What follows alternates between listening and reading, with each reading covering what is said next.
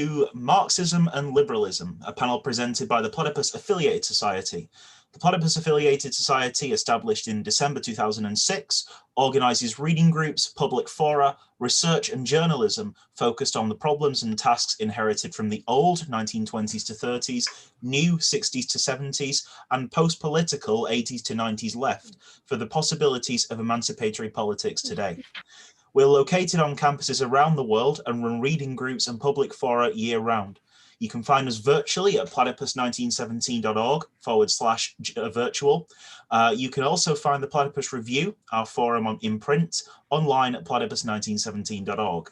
And you can check out our podcast, Shit Platypus Says, on SoundCloud or Apple Podcasts.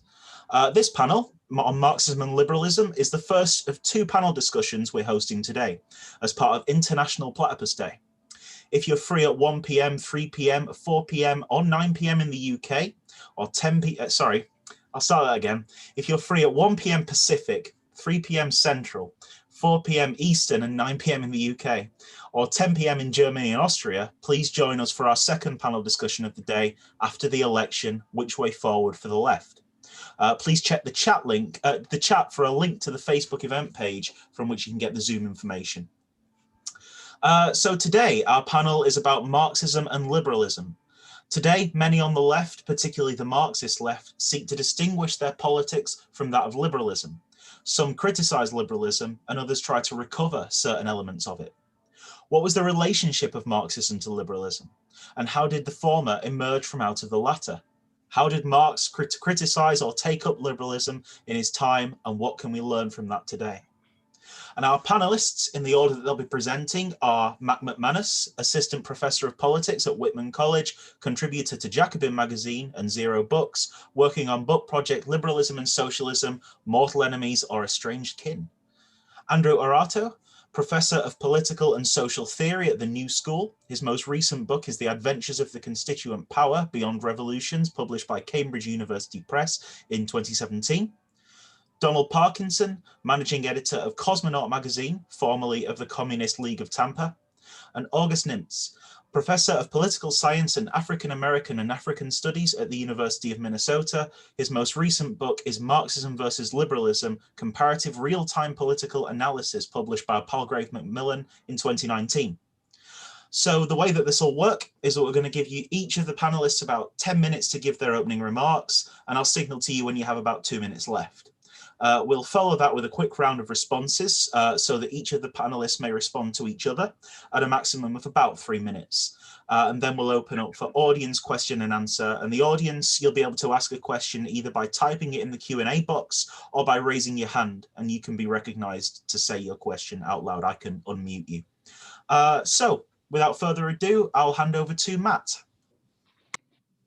Thanks a lot for having me here. So I understand I have 10 minutes, and I'm pretty sure I've got it down to exactly on time. But if I do go over, just make sure that you police me stringently. So one of the key things to stress is that my interpretation of Marxism and liberalism, as presented in my books and articles, derives a great deal from my reading of the conservative and the reactionary tradition, particularly as presented in my book, The Rise of Postmodern Conservatism, which came out a little while ago. Okay? As Zizek and Adorno, amongst others, have taught us, we can learn a lot about ourselves as leftists by seeing how we appear to others, or including those in the reactionary tradition. And summarizing very briefly, the reactionary worldview is complex, and it has in itself a very interesting and often dark history. But reactionaries tend to see reality as inherently chaotic and requiring the presence of order, sometimes human order, sometimes transcendent or divine order, in order to maintain its value. This order, in an earthly setting, can only be generated by superior individuals who rise above the morass of mass culture and provide stability and a sense that there's worth in the world. And they can only do this when they're granted sufficient strength, which needs to be tied, of course, to various kinds of political authority. And the strength and political authority of reactionary icons is what enables them to hold the world together. Consequently, the deepest anxiety on the part of reactionaries is the democratic possibility that the demos will eventually become in charge, which will undermine the capacity of the superior people to enact the kind of changes and enforce the kind of order that's necessary. So the thinking of most reactionaries consequently tends to be deeply hierarchical rather than democratic. Now, of course, reactionaries frame their understanding of hierarchy, value, and all these kind of questions in very different ways. Catholic Aristotelians tend to pine today for a hierarchy of virtue, where the individual conforms to the needs of the community as a whole, the Christian community as a whole, and is, of course, directed by the grace of God. Christian Catholic Aristotelians, very different, of course, from Nietzschean aristocrats who want to return to Dionysic violence and animosity. And all these figures are, of course, very different than Catholic reactionaries, figures like Ludwig von Mises and Ayn Rand, who claim to be liberals or libertarians, but whose support for freedom is in fact deeply contingent on freedom being understood as a defense of capitalism. These kinds of figures tend to believe that, contra earlier conservatives, the freedom granted, so-called freedom, I should say, granted by capitalist societies, allows all to compete in the market so that the truly superior and creative individuals will emerge, typically male figures. This is characterized by these reactionaries as more rational than the superstitious hierarchies of yore, which tended to be founded on transient or fragile belief systems like religion, but is in fact oriented by a similar logic of naturalizing and defending inequality and limitations on social freedom. This is also why figures like Ludwig von Mises and Ayn Rand can turn on the ideal of freedom if they feel that it abets the wrong people, so-called gaining power. And you can see this, for example, when people like von Mises argued for limitations on workers' rights to expression when they tried to use those rights to expression to go on strike, or when Ayn Rand argued that indigenous people weren't entitled to property rights when it came to their land because they so-called weren't using it properly. So the central conceit of the conservative or reactionary mind is that the world must be organized hierarchically, and consequently conservatism tends to serve as an ideological defense of power, as somebody like Corey Robin would put it. To the extent that conservatives feel the need to compromise with democracy and demands for freedom, it will always be in a limited sense. So for instance, you see this with conservative conceptions of democracy, which tend to be highly stratified and populist, right? So the truly deserving people, which usually includes non-criminal elements, non-immigrants, and so on, they're the ones who are entitled to democracy and society, not the rest of us. And we see that now, especially with the emergence of postmodern conservative populism. By contrast, with the emergence of modernity, two new principles came to be emphasized that were very different than what reactionaries believed. These two principles were espoused in many different ways by statesmen like Jefferson in the French Revolution, political theorists like Hobbes, and of course philosophers like Kant and Mary Wollstonecraft. And I understand them as follows. The first principle that's characteristic of modernity is a stress on the moral equality of all human beings. Now, what this moral equality means and where it comes from, again, differs widely. Some defended it in terms of equality before the law. Some defended it in religious terms by saying that all men are created equal by God. And other natural rights theorists that argued everyone in a state of nature enjoys equal rights in the beginning. And flowing from this doctrine or principle of moral equality was the commitment that individuals should enjoy considerable amounts of personal freedom. This flows from the first principle, since if all people are equal, contra the reactionary disposition, no one should be entitled to the political authority to impose their vision on the good life on anyone else. They can try to persuade individuals to adopt their vision of the good life, but they cannot force it. And these two principles, modernist principles, were of course foundational to early liberalism, though they were always imperfectly respected and applied, of course, even by liberal standards. Women were denied equality and freedom, as were ethnic and racialized minorities. But the principles proved sufficiently powerful that there was a moral impetus to sufficiently denaturalize power and to uproot many of the defenses of hierarchy given by conservatives, and tremendous pressure was applied to reform. And this became linked to a progressive vision of society as one of constant change rather than a naturalized equilibrium as favored by conservatives. As the Canadian philosopher Will Kimmelka put it, these two moral principles created a moral impetus for greater change and inclusion over time. Now, I believe that many liberals imperfectly systematized and understood these principles, and it really was only with the emergence of somebody like Hegel where they were raised to a level of sufficient self-consciousness and historicity. Obviously, that's very complicated, so I won't stress it here. But where somebody like Marx truly innovated in all these figures was recognizing that the liberal demands for equality and freedom that were characteristic of modernity were highly idealized in the absence of a materialist critique of political economy. But it's important to say here when I say innovated upon, I mean in the dialectical sense. As Igor Shekelbar points out, Marx was far too clever to think of himself as simply radically breaking with what came before, which was, of course, the era of utopian socialists like Fourier. He was very considerate of the fact that his innovations were derived from a historical interpretation of what came before. Now, obviously, this is immensely complicated, and I know I'm running out of time, but where I think Marx dramatically improved upon liberalism is threefold. The first is his acknowledgement following Hegel that equality and freedom are valuable not just to abstract individuals or atomized individuals, as they're sometimes called, but because freedom and equality allow us to recognize one another and self-consciously construct our social life together. This is where his well-known slogan, the free development of each is the condition for the free development of all, comes in. We can talk a bit about that if you want. Secondly, Marx recognizes that we will never be free to recognize one another and self-consciously construct our social world together under the conditions of modern capitalism as they stand now. There are a lot of reasons for this, of course, but drawing on Axel Honneth, the key one I will stress is that the freedom and equality defended by liberals is incomplete. We are neither secured in our material needs, which is a condition for genuine or substantive freedom, nor are we capable of exercising meaningful social freedom through workplace and political democracy. And indeed, many early liberals were either hostile to or cautious about the idea of democracy in a way Marx wasn't, which I think is a dramatic improvement that he made over early classical liberals. And thirdly, Marx recognizes that the normative ideals of realizing freedom and equality in a genuine democracy can never just be argued for morally. This is the problem with bourgeois political theory, and for that matter, also with utopian socialism.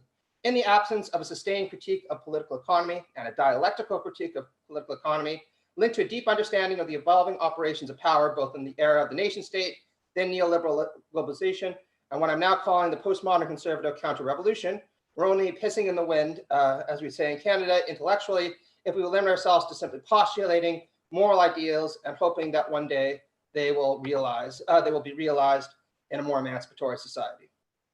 And I think I came in under time, right? You've actually got about a minute and a half left. Oh, okay, perfect. Well, I'm done. Cool. No, that's great. Thank you very much, Matt. I will pass over to Andrew.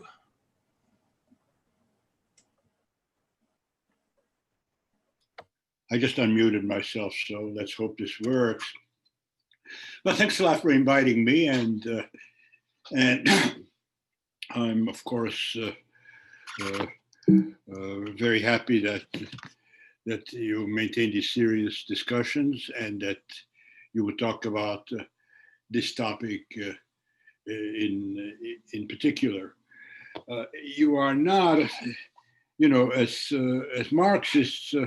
Of course, one should first and foremost focus on the great struggles of the time of a given epoch. And I think at the present moment, the battle between Marxism and liberalism is not that struggle.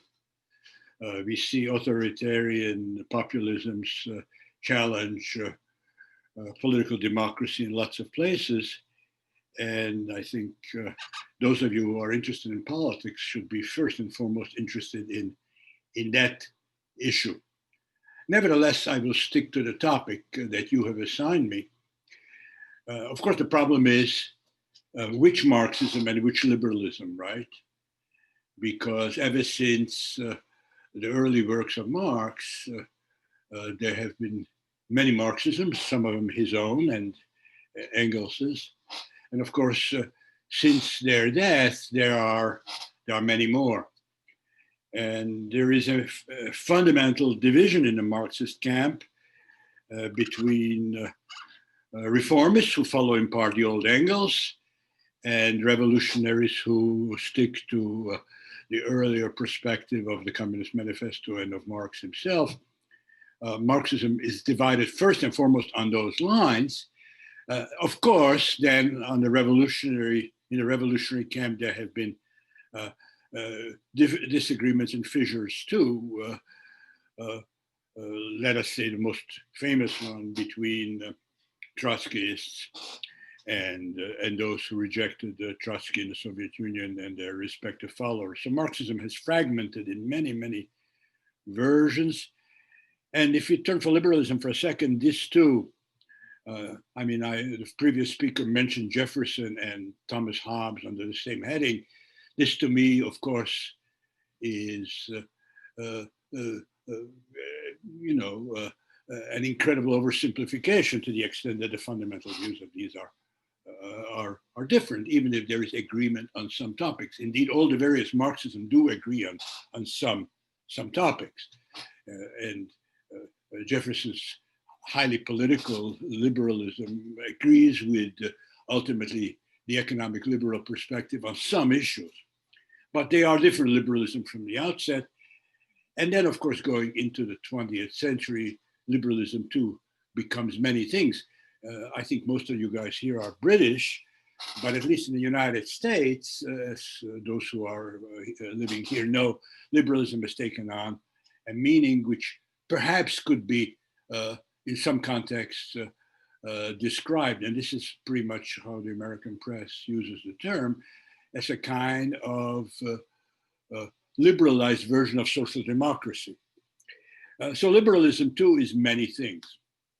And I think that to the extent that this is a topic here at all, it should be made clear which liberalism and which Marxism are being compared and contrasted.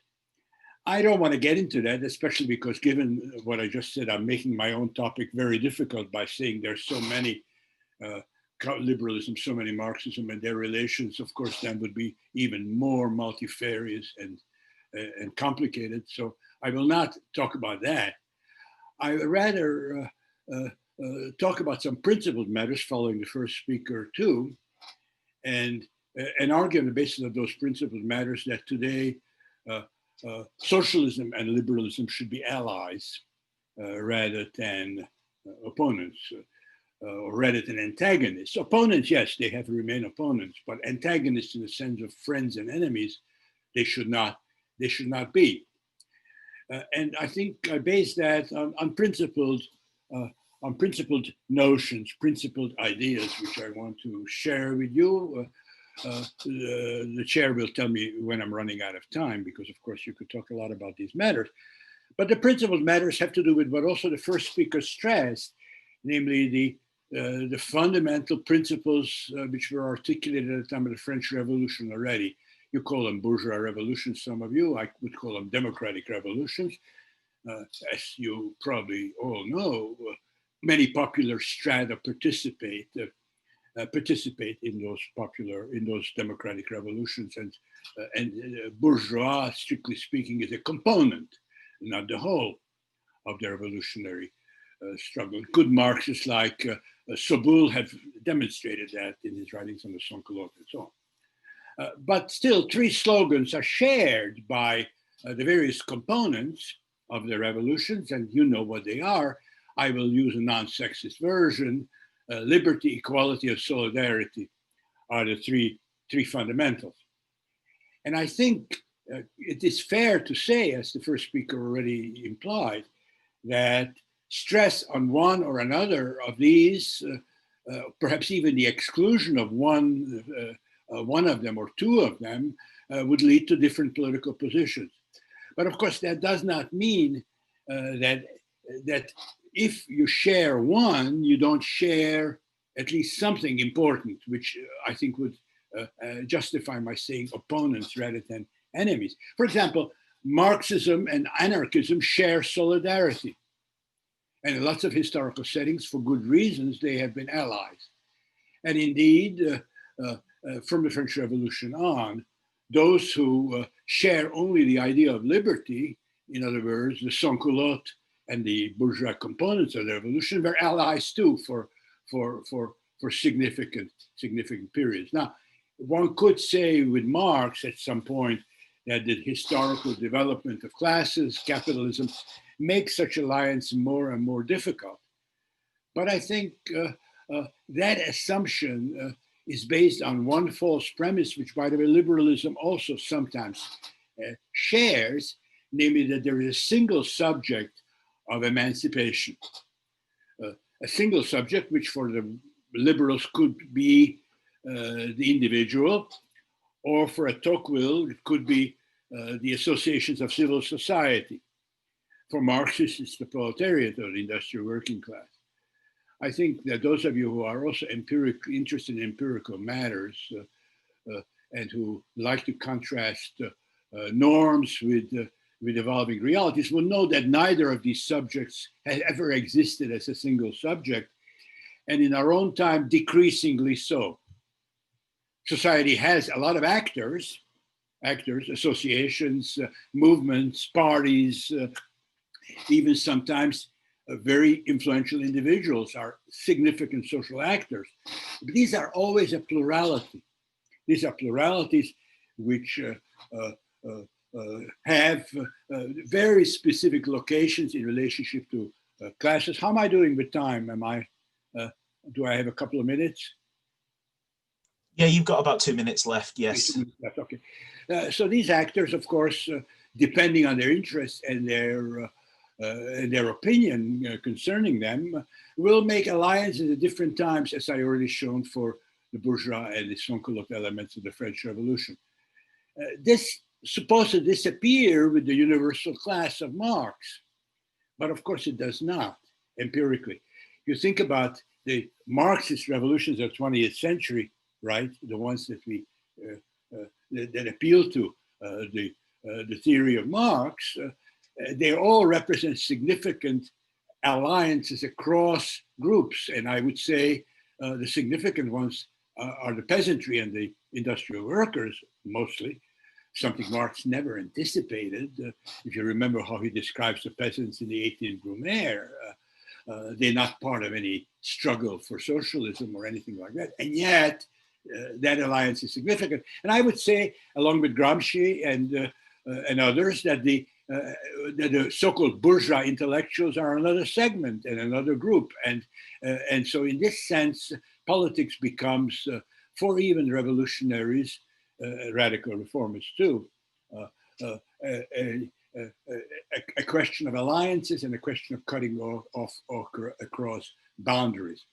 Now, if you agree with me that at least one fundamental value of Marxism and liberalism is shared, namely freedom, autonomy from heteronymous and unjustifiable constraints. If you agree with that, that is a basis of a fundamental alliance. Now, of course, within that alliance, there will be opposition, such as the first speaker described concerning the meaning of equality. The liberal will accept equality as long as it's equal freedom. Those who are socialistically inclined will stress equality in a more substantive sense, and that's fair. And each side criticizing the other generally makes good points.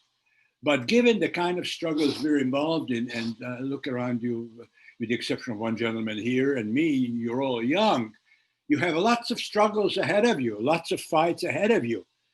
Will you do it on the basis of a dogmatic conception of the subject? A dogmatic conception of a subject that doesn't really even exist in that sense and never has, either empirically or politically? Or will you do it on the basis of a politics based on your values, and in what sense you can best foster, if your values are liberty, equality, and solidarity, how best to foster all three of those? And I submit that will mean alliances with solidarity people sometimes, and freedom people at other times,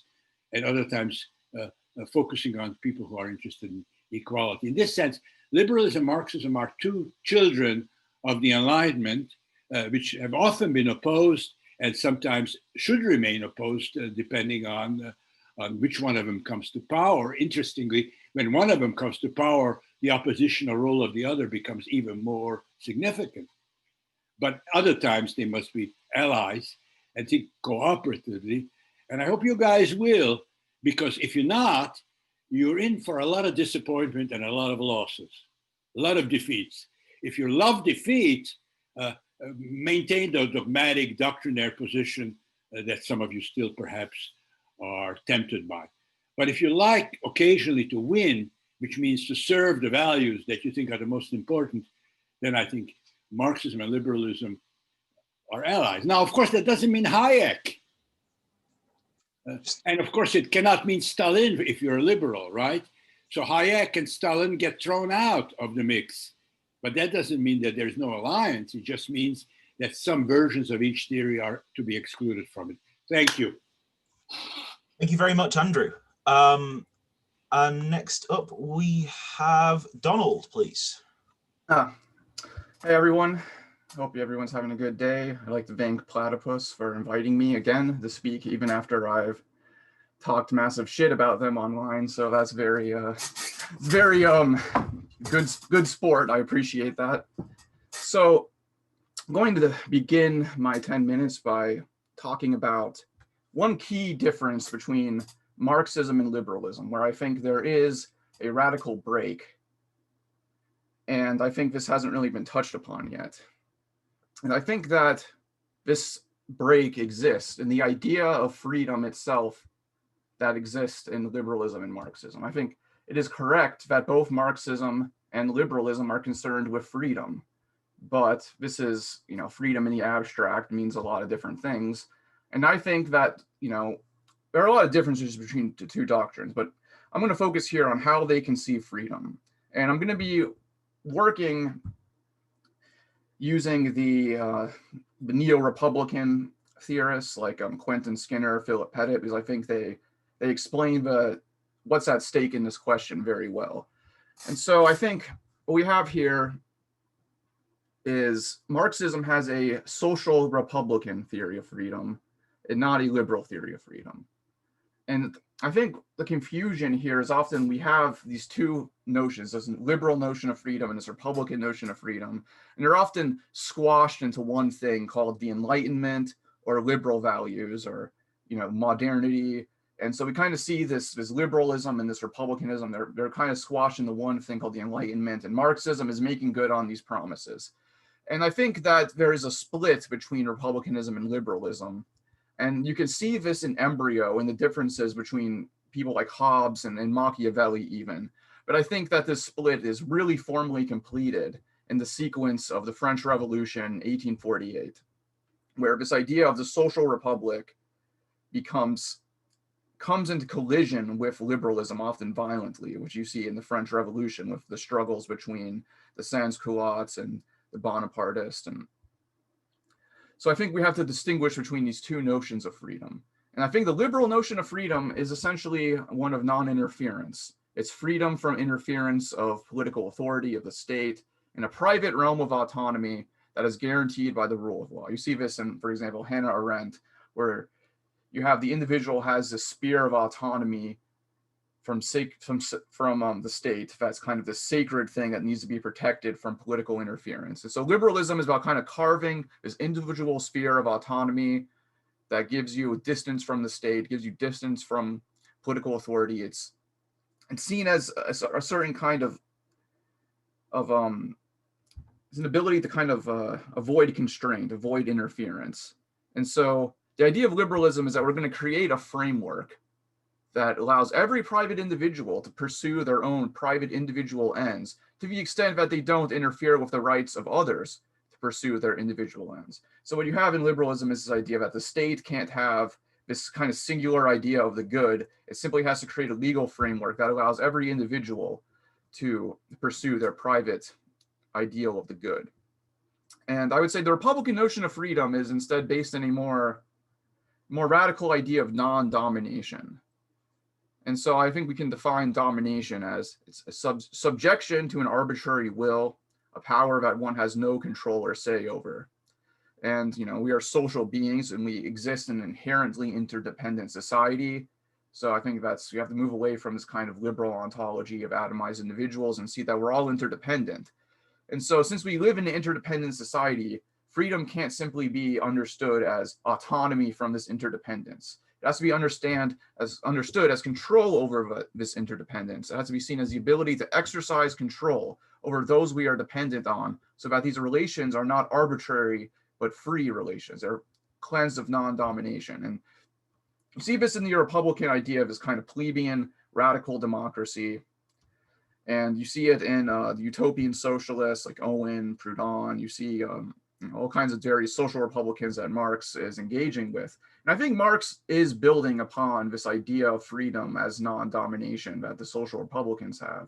But I think that the social republicans didn't truly break from liberalism because they still accepted a lot of the commercial market-based ideas that are the basis of liberal ideology. And I think what Marx does is he develops a social scientific critique and a kind of materialist conception of history that allows for a theory of revolution and freedom to be based on a scientific grounding rather than these kind of moralistic appeals to maybe ancient virtues or Christian moralism with utopian socialists. And so I think that what Marxism really does is it allows a radical break from liberalism, and it builds on the Republican ideal of freedom.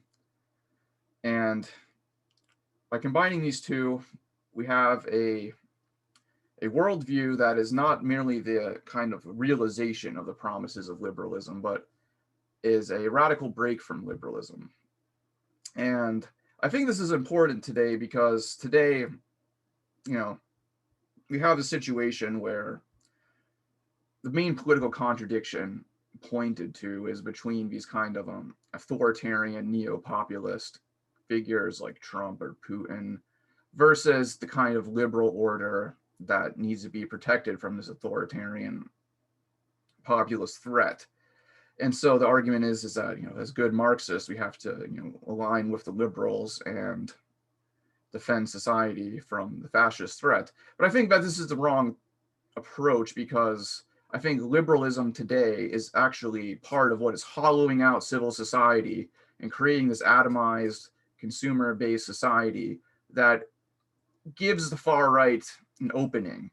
And I think by allying with liberalism, we don't actually show that we are offering an alternative to this corrupt liberal order that the right-wing populists are revolting against, but we're simply its most radical defenders. So I think that we have to kind of reject this popular front notion and see that liberalism itself is responsible for hollowing out our democracy. And I think there's a lot of scholarship about this, but I really think that the liberal ideal of freedom would allow for a community where people have no democratic say over the state. But as long as the state allows the individuals the correct rights and the correct guidelines to act, so that they all engagements that they are engaged in are voluntary, then it's completely fine. So I think what we need to do is reject this liberal idea of freedom and embrace a more robust social idea of freedom that can act as an alternative to both the populist right and the liberal center and liberal left, in my opinion. How much time do I have left? You got about 2 minutes. I think I'll just stop there. Okay, thank you, Donald. And finally, August, please.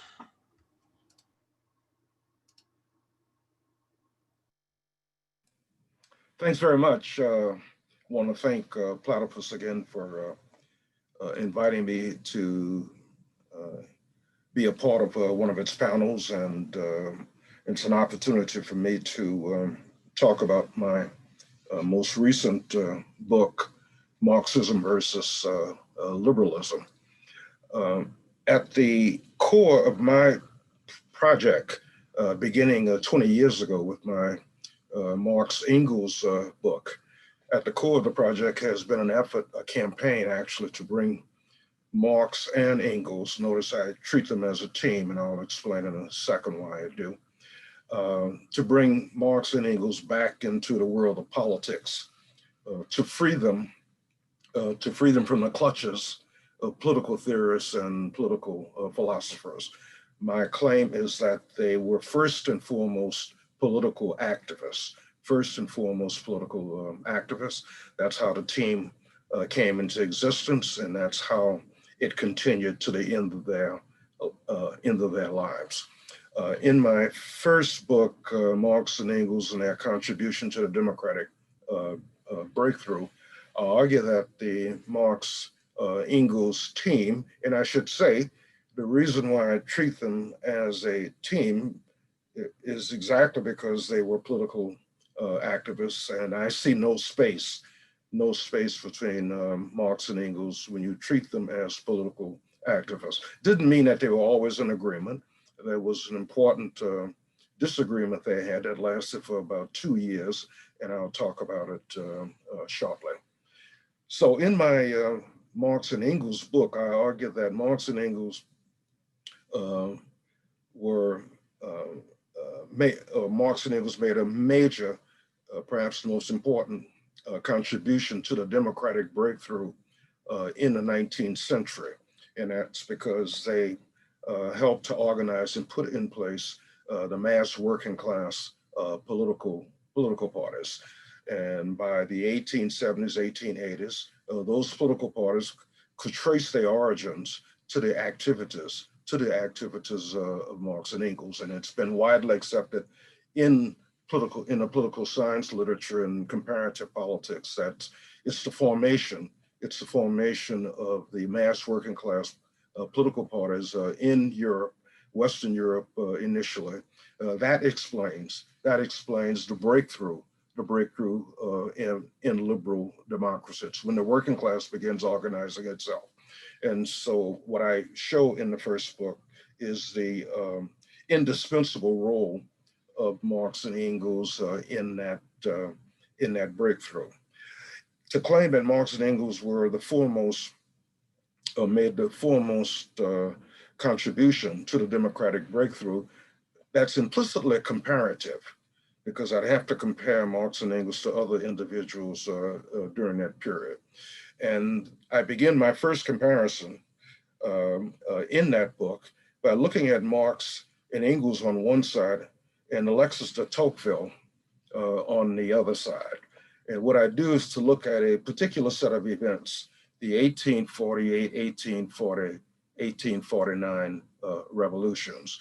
And what I show is that Marx and Engels' democratic credentials were far more deserved than the author of Democracy in America. In fact, Tocqueville proved to be a reactionary. In fact, Tocqueville played an important role in helping to lead the state to crush the working class. And I'm referring specifically to the June uprising in June of 1848. What I say in my first book is that Marx and Engels made the most important contributions to the democratic breakthrough. And I alluded to John Stuart Mill, but never got around to actually looking at John Stuart Mill. So what I do in my most recent book is to look not only at Tocqueville, but also John Stuart Mill, as well as two other liberals. And the two other liberals I look at are Max Weber and Woodrow Wilson. So what I'm doing in the book is fleshing out a central premise, and that is the test of politics, and the test of political perspective is how does the perspective respond to developments that are actually taking place in real time? Why I call it real-time political analysis. So just as I looked at 1848, 1849, a process that was in motion, and how Marx and Engels responded to it on one hand, and how Tocqueville responded to it on the other hand, I looked for other examples to do a similar kind of test. And so what I do in the second book is to look at the United States Civil War. And the United States Civil War is clearly the most important democratic process, the most important opening in the democratic press in the 19th century. And not only did Marx and Engels pay lots of attention to it, but also John Stuart Mill. So what I'm doing in the second comparison, in the second book, again, in the second book, I go back and look at Marx and Engels compared to Tocqueville, looking at 1848, 1849. And then the second comparison is to compare Marx. It's mainly Marx because Engels had moved to Manchester by that time. So it's mainly Marx who's the main protagonist. And on the other side, John Stuart Mill, and how both of them responded to the US Civil War. Both of them were on the same side of the Union, on the same side of Lincoln. But how did they actually respond? What were their actions and their activities, their interpretation of what actually took place? And again, as is the case with the Tocqueville comparison, how effective was Marx's involvement with the US Civil War in terms of advancing the democratic process in comparison to John Stuart Mill. Okay. Fast forward to Lenin, to the 20th century.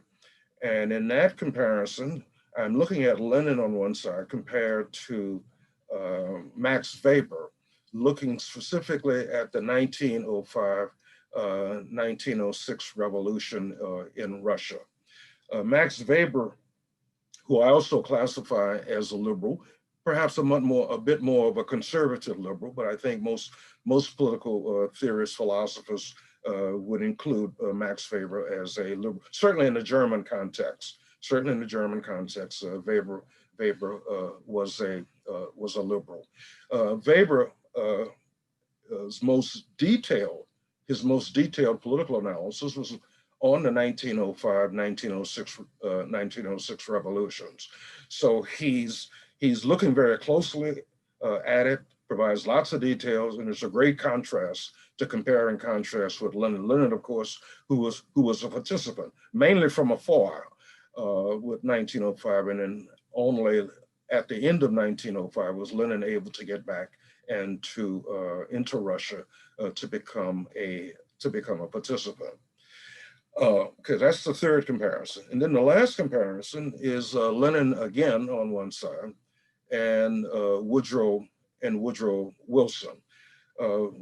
Both Lenin and Wilson had major roles in the First World War.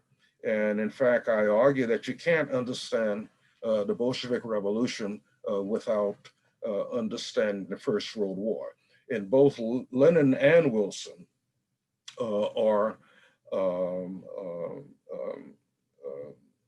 compared in terms of how did they respond to the war, what were their activities, and how effective they were, and particularly with the question of advancing the democratic quest. So those are the four comparisons that I do. Again, Marx and Engels on one side, Tocqueville on the other, with regard to the 1848, 1849 revolutions. Secondly, Marx on one side, John Stuart Mill on the other side, looking at the United States Civil War. Thirdly, Lenin compared to Weber, looking at 1905, 1906. And lastly, Lenin compared to Wilson, looking at the Great War, the First World War, how did both of them respond to it. In the Max Weber-Lenin comparison, I include an appendix. And the appendix is about the end of the First World War and the German Revolution in November of 1918. Weber was an activist, is very much, one of the things in particular I should mention, in order for the comparisons to be fair, I needed to have liberals who were actually activists.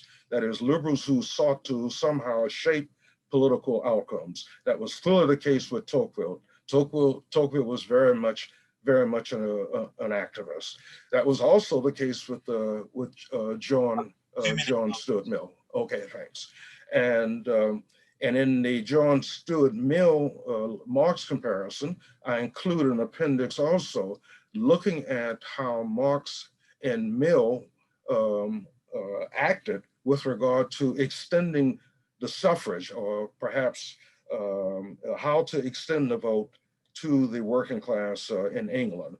And so it makes for a fascinating contrast, and we see Marx and Mill on different sides of the question. Whereas on the Civil War, Marx and John Stuart Mill were on the same side of the barricades, or on the same side of the question, that is in support of the Union and Lincoln. When it comes to suffrage, extending suffrage to the working class in England, Marx and Mill had very, very opposite views on this question.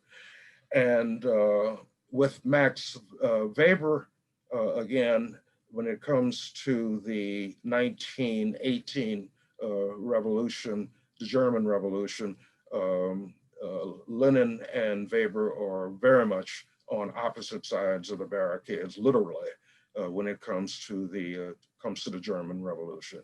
And then finally, again, Wilson was very much an activist. Wilson, although president of the United States, was an activist, a political activist from very early. Finally, my conclusion is that Marx and Engels and Lenin had far better, more deserved democratic credentials than the liberals, than Tocqueville, than John Stuart Mill, and Wilson. And one of the main conclusions I make is that class, without sounding like a class reductionist, as we sometimes talk about it these days, class matters.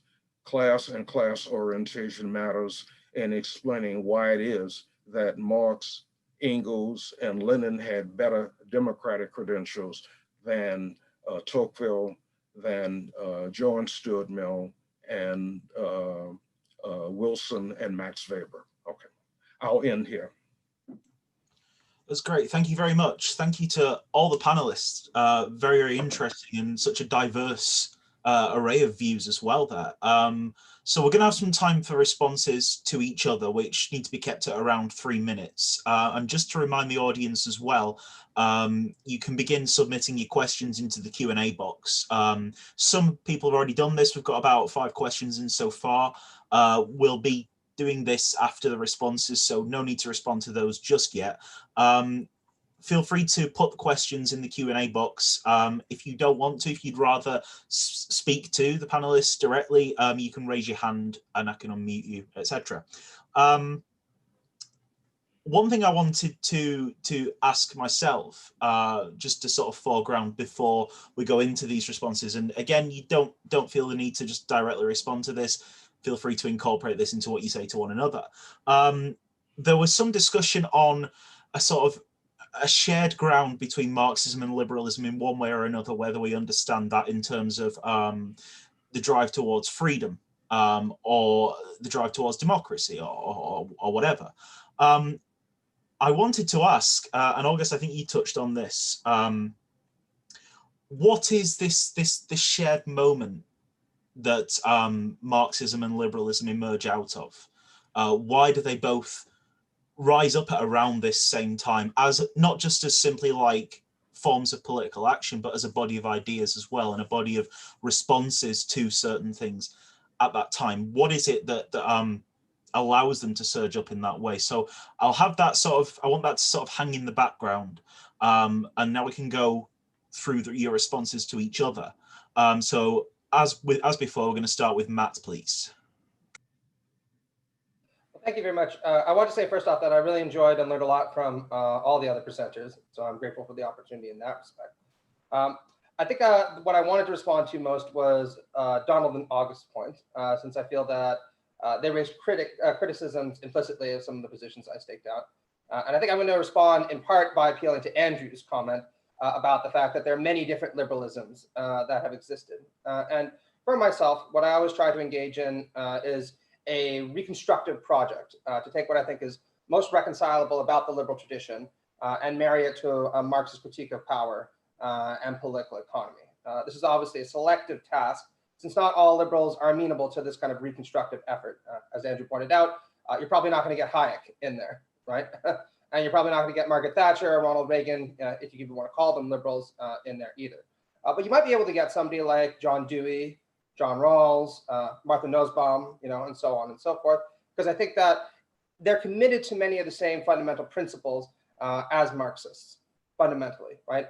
Including the two that are articulated, moral equality and freedom. The one difficulty I think all liberals have when it comes to reconciling themselves to a Marxist analytic is committing themselves to democracy, right? And I think this is the point that both Donald and August raised very saliently, right? And I think we should be critical of liberalism for that. One point where I think liberals actually say something relevant when it comes to the democratic problem is that Marxists and socialists and Republicans have never really done a particularly good job of theorizing on how it is that we can establish a more democratic life world while at the same time providing protections for individual rights that so many liberals hold sacrosanct. And this was pointed out by Irving Howe in a seminal 1977 article, Liberalism and Socialism, Articles of Conciliation, which I responded to in the Jacobin. So I am absolutely committed to the idea that we need to democratize beyond liberalism. I think that's especially important when we talk about the establishment of something like workplace democracy for a variety of different means. But I think that we also need to be not cautious, but considerate in those kinds of instances of how we're going to avoid a anachronistic reduction of democracy to pure majoritarianism or mass rule, because I think that would pose substantial dangers that many liberals have rightly warned us about for a very long time. That was great. Thank you, Matt. Andrew, please. Yeah, I really enjoyed all the remarks, and I can only in some sketchy way respond to all of them. So I begin with August. Let's do first names. I think it's better. I start with August. Marx's and Engels's credentials with respect to democracy are undeniable. Of course, in the history of the movement and the history of the personal figures, you'll find authoritarian aspects, but certainly the anarchists thought that they found some on Marx's own part, but I'm not concerned with that. My concern is Lenin, whom you added. And it's pretty convenient that you stopped the story in 1917 or 1918 with respect to Germany, but not in Russia, because I think you'd have to explain how is it that the Constituent Assembly was dissolved after it has been democratically elected, and how Kronstadt was destroyed, though it was an independent democratic experiment. So there are these moments, and I stress this because this is important for us. Undeniable that Tocqueville in 1848 played an authoritarian role in the first phase when he had the ministry. But in any case, we can find many authoritarian moments in the history of Marxism, especially once we enter into the 20th century. And what we are as theorists responsible to ask is not, we're not supposed to draw up the balance sheet on the liberal and Marxist side, how many episodes of authoritarianism and so on. And then we're going to debate about whether Stalin is a Marxist at all or not, which of course he was in some sense, clearly at some point.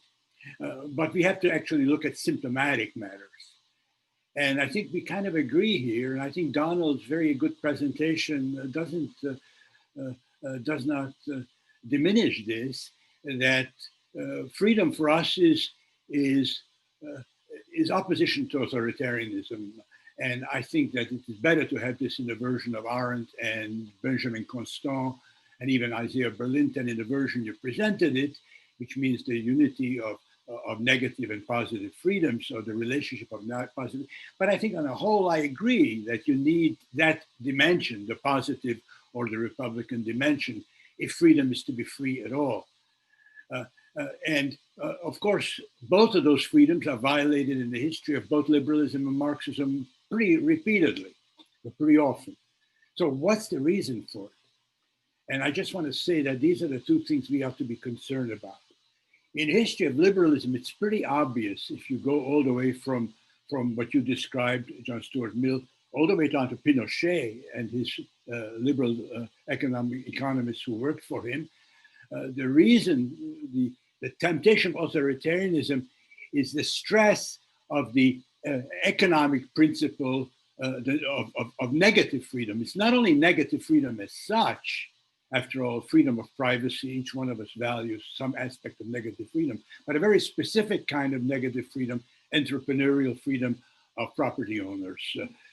And that stress is so strong in a lot of liberals, including Tocqueville in 1848, that they are willing to accept and support authoritarianism, which otherwise normatively they would not. So the Achilles heel is economic liberalism and the extremely market-oriented understanding of negative freedom. What's the Achilles heel for Marxism, though? See, we should be equal opportunity critics here. What's the Achilles heel for Marxism? Exactly what I said before. The idea that there is a single universal class for whom I can speak, or we can speak, or the vanguard can speak. That's the Achilles heel. The elements of this in Marx, but of course Lenin is the one who really develops this theory. What is to be done is an authoritarian project. If you reread it, August, carefully, you'll see that what is to be done is an authoritarian project. But his activity, in any case, is authoritarian from January 1918 on. And what's the reason for it? Because he has to speak for the class that is not yet able to speak. The subject that does not yet exist must be virtually created by the vanguard internally and the leaders of the vanguard. And this idea, which could be found in Marx in very vague sense, but it's not an as important aspect of his thought. You have to wrap up in a moment. Very strong in Lenin, and this is the Achilles heel. And I think when we're thinking about alliances between liberals and Marxists, we must be conscious of being critical of exactly the dimension in each, which then leads to authoritarianism. Okay, sorry. Okay, thank you, Andrew. Donald, please. Yeah, those are all really interesting remarks. I think the concern about individual liberty and freedoms, I think, is a valid one. And I think you have Benjamin Constant's framework of the liberty of the ancients, which is, the ability to be part of a political governing community that you have control over. It would be kind of the rule of the masses, popular sovereignty. And you have the liberty of the moderns, which is, more of the kind of negative liberal, liberty that I was talking about earlier. And I think, often these are counterposed and seen as kind of two separate things we have to pick between. I would definitely put an emphasis on positive Republican freedom, positive liberty. I think that simply negative liberty on its own is really hardly worth anything at all. And I don't think that we need to kind of like get rid of all these individual liberties, like freedom of speech, freedom of, religion, a lot of these kind of liberal freedoms that are counterposed to this kind of this mob mass rule often. And I think what we should do is we should kind of understand these liberal freedoms not as this kind of space of autonomy from the state, but as conditions that allow for the exercise of positive freedom. So I think if you want to have a political community that's based on the sovereignty of the governed, you have to have open discussion. You have to have freedom of speech. You have to have, the ability to have open political discussions. And I think, you can have a vision of positive freedom that still leaves in a lot of these liberal rights, but doesn't justify them using a liberal ideal of freedom, but instead sees them as means of securing the kind of positive social freedom that, that liberty of the ancients, as Benjamin Constant calls it, or that kind of Rousseauian political governance of a community.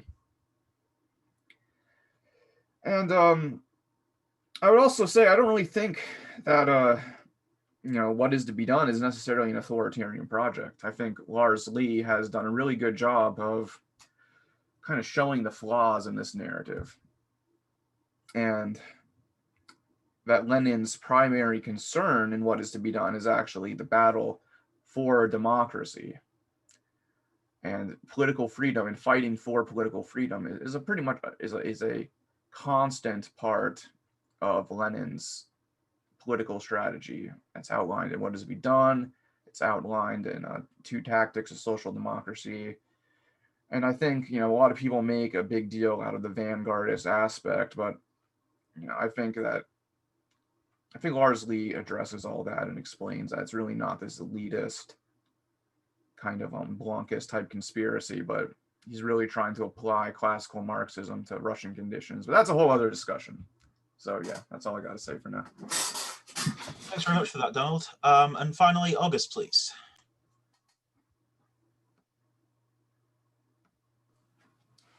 Thanks.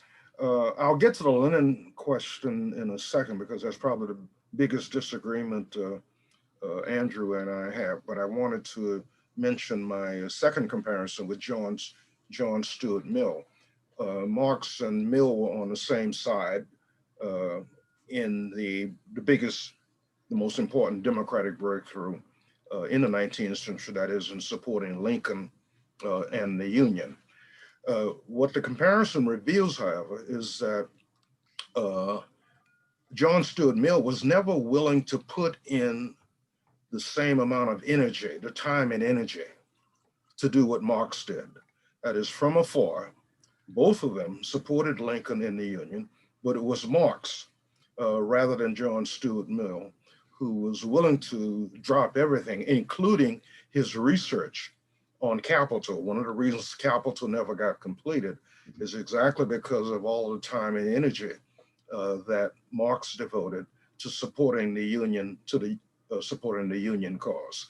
So that comparison reveals that while liberals and Marxists could be on the same side of a particular struggle, the question is whether or not are you willing to put in the time and effort to defend democratic rights, to advance the democratic process. That's what the Civil War reveals. I leave aside the question of opening up the suffrage, and that's very clear that they are on very, very different sides. John Stuart Mill was very much like Tocqueville. He and Tocqueville, by the way, were friends, and both of them were very, very afraid of the mob, the masses. Both Tocqueville, that's one of the things that they have in common, Tocqueville and John Stuart Mill, and why Mill was opposed to what Marx and Engels were for, that is extending the suffrage, universal male suffrage. Universal male suffrage is the demands of the Charterists, and John Stuart Mill never supported it. Okay, Lenin. No, Andrew, I begin my Lenin comparison actually in 1905. And 1905 is really, really important because here you get a chance. The fight is how to bring liberal democracy to Russia for the first time. So you get a chance to see Lenin in action. And what you see is that Lenin has far better credentials than the liberals, any of the liberals in Russia. Lenin is constantly trying to urge them, trying to get them to act. So it's the Russian Social Democrats, especially the Bolsheviks, who are leading the way for bringing about liberal democracy in Russia. And nothing better captures what Lenin is doing in his comment to another Bolshevik in the middle of all of this in October of 1905. And Lenin's, and the debate is, well, how will we bring liberal democracy? How will we bring a parliamentary democracy to Russia for the first time? And Lenin's response was, we must fight in a revolutionary way for a parliament, but not in a parliamentary way for a revolution. We must fight in a revolutionary way to bring about a parliament. In other words, to bring about a liberal democracy, but not in a liberal democratic way to make a revolution. So yes, if you go back, if you begin with 1905, 1906, it makes it very clear Lenin's democratic credentials. And then when you get to 1917, of course, that's Lenin is chomping at the bit. He's trying to institute democracy. He comes back from afar, demanding more democracy, more election. That's his criticism of the provisional government. Lenin is such an activist on this score that even Woodrow Wilson recognizes us. And when you read Wilson's famous speech of his 14-point speech in January 1918, in that speech, Wilson begins acknowledging Lenin and Trotsky as Democrats. This is Woodrow Wilson acknowledges both of them. And even after the end, even after the Constituent Assembly is dismissed, Wilson recognizes that there's something else in place, and that's Soviet democracy. In fact, Wilson sends a congratulatory message to the Soviets that takes place in March of 1918, congratulating them. In other words, Wilson is open to the possibility that Soviet democracy is much more democratic than parliamentary democracy, the Constituent Assembly that was dismissed. And so, yes, if you're looking at Lenin in real time, as opposed to a Cold War view of Lenin, if you're looking at Lenin in real time, Lenin's democratic credentials, in my opinion, are stellar. Thank you, August. Okay, so thank you to all the panelists. We are now going to open up to the Q&A. So as I say, there are two ways we can do this. Either put the question in the Q&A box, and we've already got a list of questions to work through in there, and I will read those. Or you can raise your hand and you'll be recognized to ask a question. I've been deliberating, looking at these questions, which one to actually begin with, because there are some really great questions in here. I'm going to actually start with two that I feel are related, and they're actually sort of small questions, but very, very big questions as well. I don't think I'll ever fully decide which one of these to go with first, so I'm going to go chronologically. This question's from Rebecca. Rebecca asks, how did Marx understand liberalism's relationship to capitalism? I'm happy to go through the panelists as we have been doing. If someone really wants to answer a question, by all means do. If not, Matt, if you want to start with that one, if you're okay with that? Sure. This is actually a great opportunity to give a plug for a book that really changed my thinking about this. Because I see my friend Igor is here, and it's Igor Shekelbrod's Revisiting Marx's Critique of Liberalism, Rethinking Justice, Legality, and Rights, which was released with Palgrave Macmillan last year. He really changed a lot of my conceptions on this matter, and I think it's a fantastic reference point. Also a very readable book, so we should check that out if they get the chance. Once upon a time, my understanding of Marx was that he was a critic of liberalism precisely for being the ideology of capitalism, or an ideological defense of capitalism. And there are a lot of dimensions to this, of course, and a lot of dimensions to Marx's critique that I think still hold. But I think that one of the points that comes out in this book and in a more sustained analysis of his work is that he recognizes that there are certain features of liberal society that are deeply valuable and historically significant, right? And I think that you see this in Engels' partnership with him as well. For instance, the kind of praise they give of liberal capitalist society in the Communist Manifesto, while at the same time critiquing it, right? The acknowledgement that it's the highest form of society thus far, that people have been raised to a level of self-consciousness that wasn't possible before, that certain kinds of freedoms are available to individuals that would have been denied in the old aristocratic societies of yore. All that kind of nuances this kind of one-dimensional ideology critique that we usually associate with Marx, right? Whether that means there would be elements of liberal society that would carry on into the socialist and then communist societies to come, I think that's a much more difficult question to answer, in part because, of course, Marx and Engels provided very little theoretical guidance on what the socialist and communist societies to come would look like, right? But I do think following Marx's reference in the critique of the Gotha program, where he describes how it is that any society to come will inevitably be, to use this term, stamped with the features of the old, we have to assume that at least some things would carry on. And what those would be, I would say that, qua Donald's comment, the important things that we can take away from that are things like rights to freedom of expression, freedom of religion, freedom to dissent from prevailing political views. And I actually see these not as compromises with liberalism, but a more consistent understanding of what democracy should entail, because democracy should not just entail one-party rule on behalf of a single class. It shouldn't be just pure majoritarianism. Democracy, to me, is fundamentally about the equal respect that needs to be shown to each individual as a member of the political community. Ideally, that should be cosmopolitan as well. And all of these rights to expression, religion, political participation are necessary in order to secure what I think would be a more meaningful democracy than the alternatives we sometimes see historically. Oh, and of course, extending them to the workplace. Always got to throw that in. Thank you for that, Matt. If anyone else wants to jump in on that question, how did Marx understand liberalism's relationship to capitalism? I'll take it. Yeah, sure. Yeah, I think Marx definitely saw liberalism as an ideological expression of generalized commodity production. it comes out of, you know, the capitalist, the superstructure to the capitalist base. You know, it's the defense of, you know, it's an ideal of freedom that the capitalist class uses to kind of, you know, express its interest. But nonetheless, you know, Marx did think that there were things about capitalism that would remain after the transition to socialism. There's going to be large-scale industry. There's going to be, you know, there's going to be a factory system. There's going to be modern society. We're not trying to go back to pre-modern society. There's things that capitalism has created that we want to maintain. Nonetheless, Marx wanted to transcend capitalism and create a new system. I think it's kind of the same with liberalism.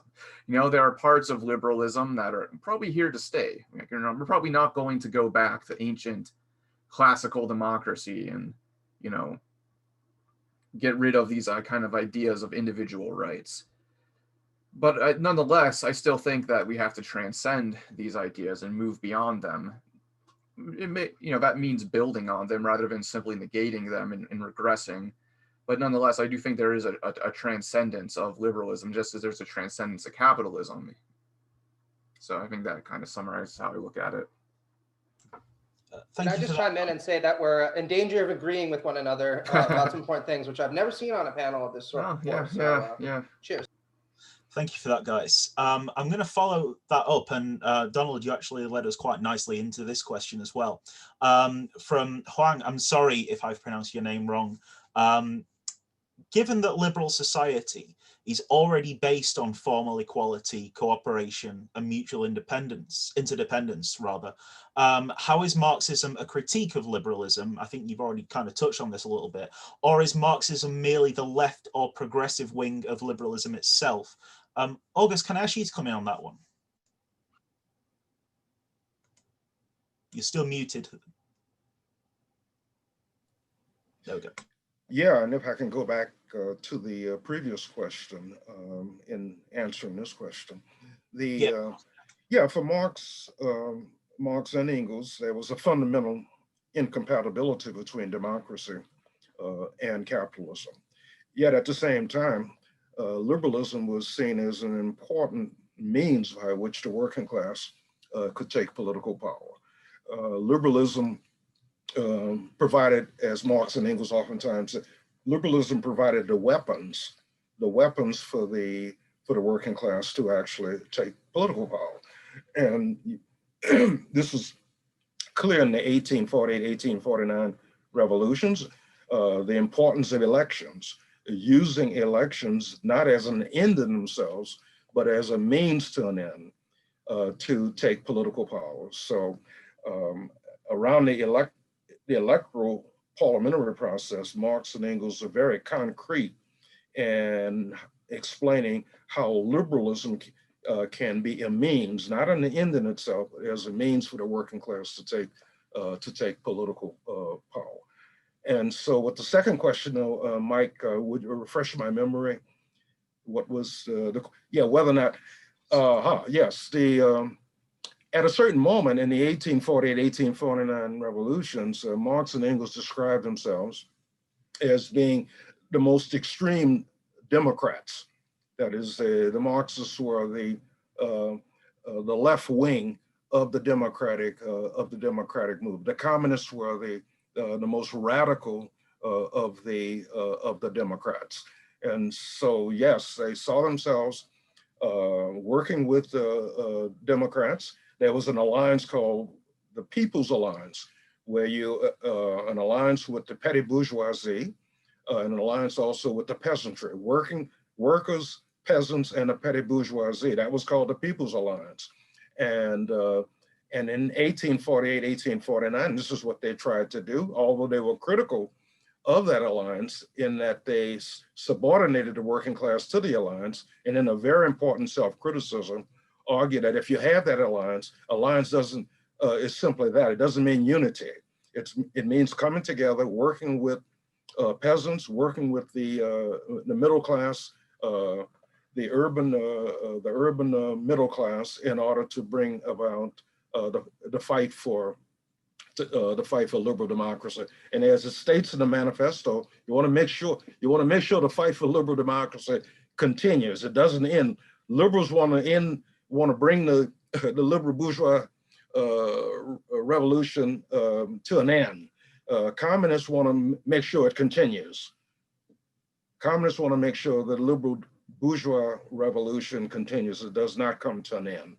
To keep it permanent, in other words. Thank you for that, August.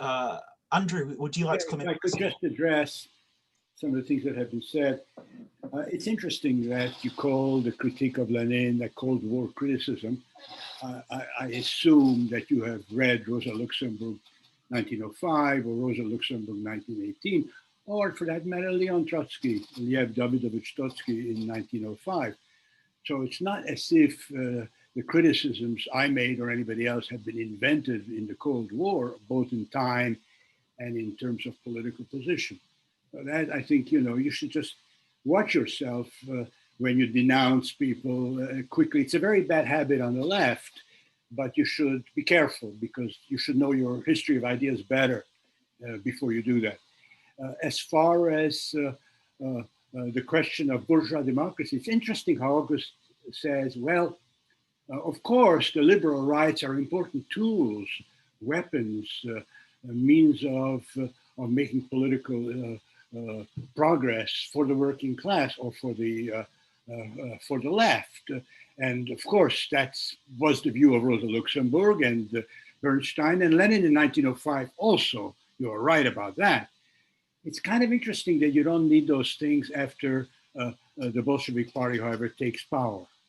That's kind of interesting. As Rosa Luxemburg put it, freedom of speech is for those who think differently. That was no longer necessary because August says, well, we already have council democracy, which is a higher form. Council democracy, right? In a country of at that time, maybe 150 or 170 million people, where maybe about 20% are industrial workers, and maybe a quarter of those are organized in councils. That's the democracy we have. So we no longer need these other things because we really have this other democracy. That's the substitutionist model. By the way, the term comes from Trotsky's substitutionism. That's the substitutionist authoritarian model. And I think you really need to explain how is it, what is the link between what is to be done, what is the link between the activities of suppressing all left-wing parties. By the way, Leon Trotsky eventually in the 1930s thought left-wing parties should not be suppressed, but they were indeed suppressed in 1918, 1919. The Mensheviks, the social revolutionaries, also on the left, not to speak of anarchists, as Emma Goldman found out in jail. So this is the thing that apologists have to confront, and they can't. But it's okay, because it's all right for you to live in your private world. Sometimes one becomes even president of the United States while living in a private world. So it is not necessarily detrimental to you personally. The private world could be very pleasant, but you're not in politics. If you admire Marx and Engels as activists, your views, August, are not of an activist, but a religious person who just has a new, different religion, namely Marxist Leninism. August, you are free to respond if you'd like to. Yeah, well, there's so much here.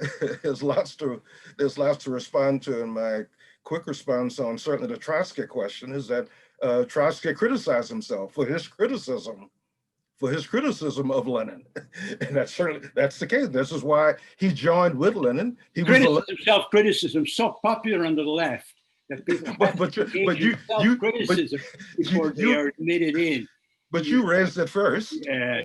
And so since you raised it, I thought you should know, in fact, that Trotsky joined with Lenin. He was a Leninist to the end. He always made that very clear. Always.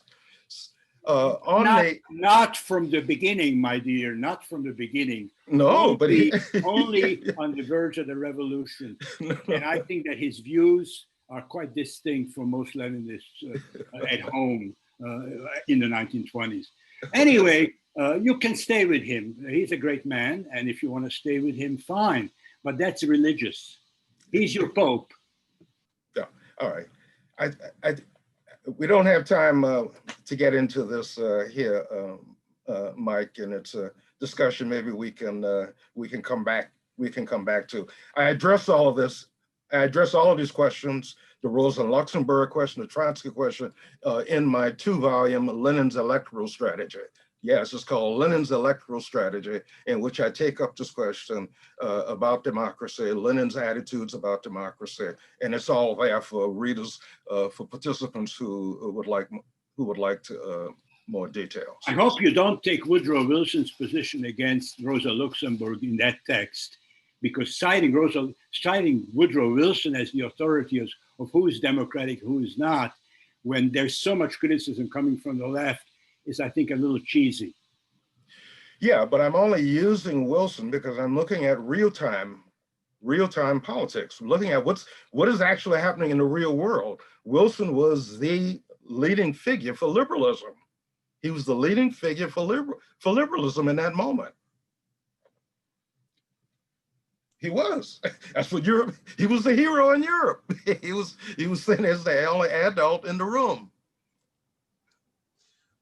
You and I, yeah, we know about his limitations. We know about Wilson's limit, but in that moment, the importance of real-time politics, looking at actors in the moment, in that particular moment. In real time, he was a racist of the worst kind, my dear. We know that, but we're talking about in that moment. I want to ask Donald, if do you have any reflections on this exchange at all? I'd be interested to hear. Yeah, you know, we all have misgivings about how the Russian Revolution went and how this kind of ideal Soviet democracy that Lenin envisions and Stalin revolution doesn't exactly come to fruition. That, you know, this kind of vision of a multi-party socialist democracy doesn't actually work out when you get this one-party rule and a bloody civil war and red terror.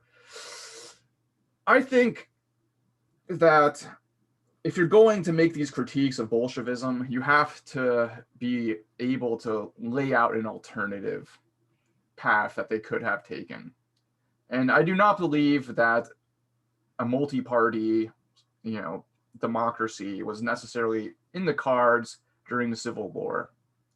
And I think you can look at Lenin's attempts to form a line, to get the left Mensheviks and the left SRs to collaborate, to form a kind of left coalition, and infighting just tears them apart. You have to deal with the left SR's terrorist campaigns. You have to deal with just all kinds of unexpected and non-ideal circumstances that any revolution is going to have to deal with. And this is a real contradiction. It's, you know, how do you establish, you know, a democratic republic, which is what Marxists want to establish, while also fighting off internal counter-revolution and defeating those who want to prevent the full achievement of democracy for the working people. And has this problem been figured out yet? I don't really think so. I think that just the opposite is true of what you're saying, because it was the move against the parties and the Constituent Assembly that has pushed so many people on the side of the counter-revolution. Just the opposite. Well, it was not the counter-revolution that forced those things. It was the counter-revolution far worsened by the fact that those things were done. I don't agree with that perspective. Like, I think the Constituent Assembly was not a legitimate election. Those are not perspective, they are facts. Facts. And the alliance between the last SRs was broken because of the Treaty of Brest-Litovsk. Yeah. That was the issue at play. It was because the left SRs and the left communists wanted to continue the war with Germany and create a Red Army ad hoc and send it into Germany to help Rosa Luxemburg overthrow. And, you know, the Bolsheviks went and signed the treaty. What about the Mensheviks and the right SRs, my dear? Well, you know, the right SRs, a lot of those people joined up with the White Army, you know. Look, the most important fact is that the counter-revolution was defeated.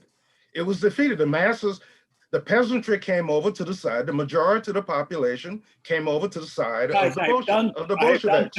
I'm very old. I've done too much of this thing in my life. I think you guys can continue doing this. And if this is what you enjoy, being in your own little church, go right ahead. But I don't enjoy it. I've done it too much. And I know the real fight is elsewhere. So I am saying goodbye to all of you, and good luck. Good luck in your church. Good luck with your never to happen revolution. Oh, he's actually going. Okay. Well done. Wow. Interesting. It's been a bit of an interesting discussion. You know, I didn't really it have was. It was, I agree. I do want to get moving on to some other questions now, guys, just to, because we're running out of time comparatively. I want to move to Richard Rubin, who's had his hand up for a good long while now. Richard. Hi. So my question is directly related to this. Can you hear me? Yeah. So my question was, to what extent do the panelists feel that Marxism is still haunted by the experience of Stalinism in the 20th century? What lessons can be learned from that? And what would the relationship between a genuine socialist democracy and bourgeois liberal democracy be? Would it be a multi-party state? And above all, what meaning do the panelists give to the expression, the dictatorship of the proletariat? It seems to me it's directly related to the disagreement that just happened. August, do you want to come in on that because it was related to the exchange? Well, I think, I think the Marxist project is very much haunted by the Stalinist outcome, the Stalinist counter-revolution. And part of my writings, many of my writings are written from that perspective. That is how to deal and to address the Stalinist outcome. Stalinism, I argue, was first and foremost a counter-revolution. It happens in revolutions that they are counter-revolutions. Think about the Arab Spring. The Arab Spring came to an end because it was a counter-revolution. The first example in Marx and Engels' time, of course, was what happened with Bonapartism, the coup d'etat of Bonaparte. Then there's the United States Civil War, and then there's Reconstruction. Reconstruction came to an end because there was a counter-revolution, and of course the Paris Commune. So yes, revolutions are oftentimes followed by counter-revolutions, and Stalinism it was a counter-revolution, and it behooves us to explain what happened, why that happened. Not the least insignificant was the failure of the Bolshevik Revolution to spread to an advanced capitalist society like Germany. Tried three times to spread to made a major difference. So Donald raised the question about alternatives and what could have been. The failure to spread to Germany was of major importance. The dictatorship of the proletariat, my reading of it is simply that the majority, the proletariat, imposes its will. That's what a dictatorship means, to impose one's will.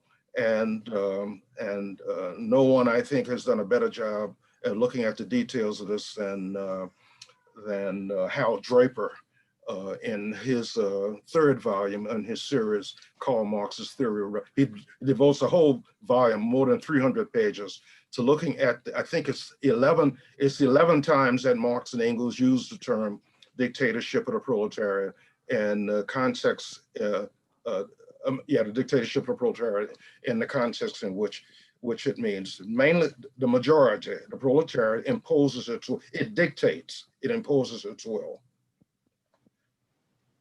Can I be able to say something? Yes, Matt, please. Thank you. So I did want to say that I'm not going to relitigate the history of the Russian Revolution or Soviet society afterwards, just because that's been done many, many times by people who are far more knowledgeable about it, certainly, than I am. I also just think that the more interesting question for me, at least, is what elements of Marx's analysis can be entirely disconnected from the totalitarian history of the Soviet Union. And I think there's quite a lot that can be. One of the kind of theoretical moves that I think it's necessary to make and has been made very successfully is the stripping away of the kind of teleological dimensions of Marx's approach to dialectical theory that you sometimes still see in the rhetoric of Marxism and certainly Marxist-Leninism. And I think you've seen some wonderful theoretical innovations in that respect from people like Theodor Adorno down to someone like Slavoj Žižek, and for that matter, Wendy Brown to this day. Through the advent of a negative dialectical approach to the study of social reality. And what this does is, of course, when you're a negative dialectician rather than a teleological dialectician, is you recognize that struggle is always contingent, right? There's no inevitable arc to history that's going to ensure our victory one way or another, which means you sometimes need to be sensitive to the need, as Oggs would put it, to make alliances, to not necessarily make compromises, but to be self-critical of your viewpoint, and to view things, as he puts it, in real time, right? The less technical point that Richard brought up that I think is interesting is I think there are a lot of ways that we can dramatically improve upon bourgeois representative democracy, some of which we're seeing right now being experimented with in the European social democracies. These are, of course, inadequate in many respects since they're still tied to the older social form, but they might be ways that we can think about improving things going forward. One example that I can give is the Citizens Initiative that you see in Denmark. This is an opportunity where citizens are actually able to propose legislation and vote upon it directly, rather than having this all organized through the auspices of parliamentary democracy with the elitism that's associated with that, right? Another example I can think of that would be a really interesting way to improve upon the existing system would be to draw some inspiration from Ireland. Some people might know that in Ireland, constitutional changes are enacted through referendum rather than through deliberation of things like Supreme Courts. A lot of controversy about that in the United States right now, or pushed through by legislators. And this is how you've seen a lot of progressive reform on things like abortion rights, LGBTQ rights, and so on. And I think that might be an interesting step forward. Are these enough? No. Do they actually deal with the kind of significant problems in the achievement of economic democracy that we face in the neoliberal era? No. But I think that by empowering the people in this way, we take a step, maybe even a dramatic step, towards the achievement of our more long-term goals. So those are the 2 points I wanted to make on that matter. Thank you for that, Matt. Donald, do you want to come in at all on this?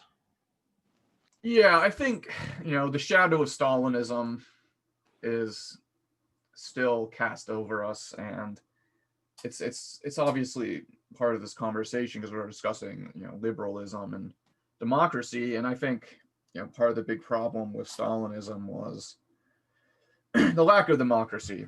And I think, the real lesson that, one of the lessons, there's many different lessons to take from this, but one of the lessons to me is the importance of democratic republicanism to Marxism.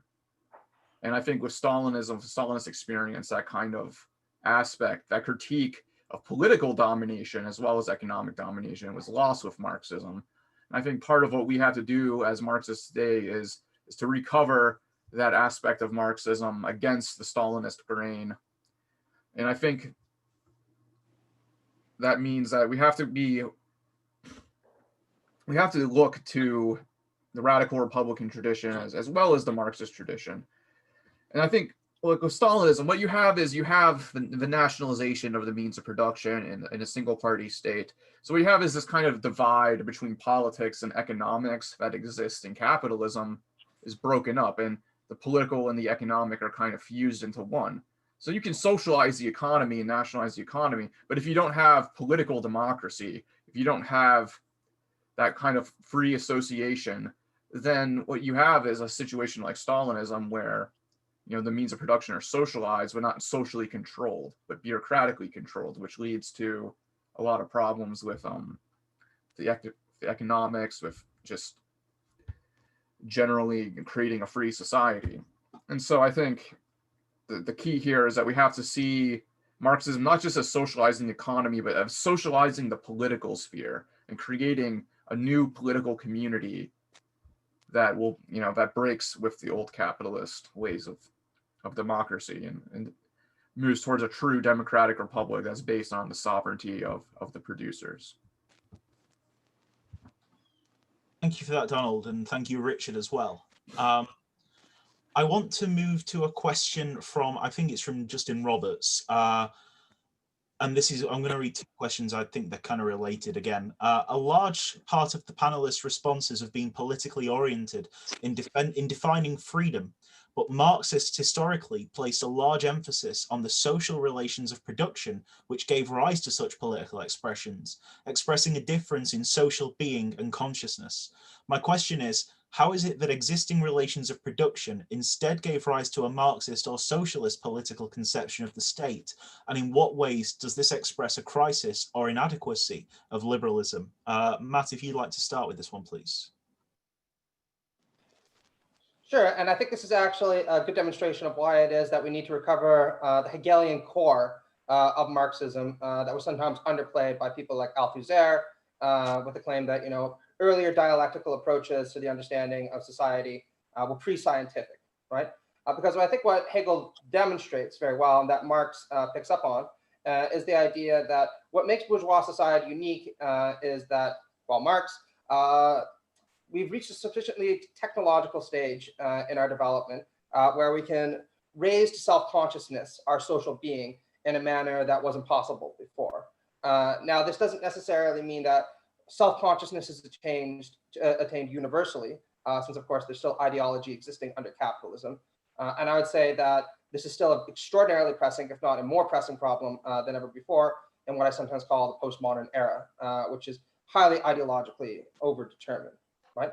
But I still think the latent potential for bringing to self-consciousness our social being is very present within postmodernity. What our job as critical theorists is to remind people of that so that they can take control for themselves of the creation of the world that they want to form together. How that's to be attained, well, I think that there are a lot of dimensions to this, right? Because I don't think critical theory is one thing or another. Feminists do a tremendous job of displaying the ideological limitations of patriarchy. Critical race theorists, Danielle Allen wrote a very good book about this recently, do a tremendous job raising to our consciousness the different ways that people remain racialized and marginalized on that basis and inhibited from participating in a democratically meaningful way, even in the limited auspices of American democracy specifically, right? And I think that's an ongoing task, and we've often failed at it, but I tend to agree with Beckett and Zizek, right? That as critical theorists, we might fail, but we can fail better next time. Thank you, Matt. August. Are you still muted?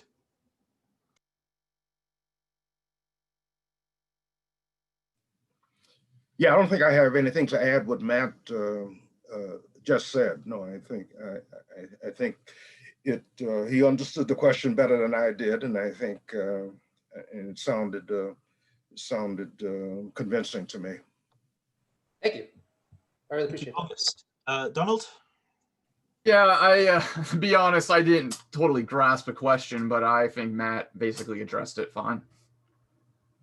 That's cool. Thank you, guys. Fair moment of consensus. Yeah, no, this is good. I'm going to go with, we've got a related question from Danny Jacobs. It's sort of delving into this question of freedom a little more deeply. Danny says, thank you for your presentations. Everyone seemed to pose Marxism versus liberalism as a version of freedom to positive liberty versus a freedom from negative. So that is like freedom to, freedom in order to act, versus freedom from, the freedom from something, some oppressive force. To what extent is this a reflection of capitalism and therefore an obstacle to socialism? Danny elaborates, for Marx, liberalism was the political expression of commodity exchange. Buyer and seller respect each other's property, each other's autonomy, treat each other as equals. The Industrial Revolution, a socialized property, capital, that allowed one to appropriate another's labor.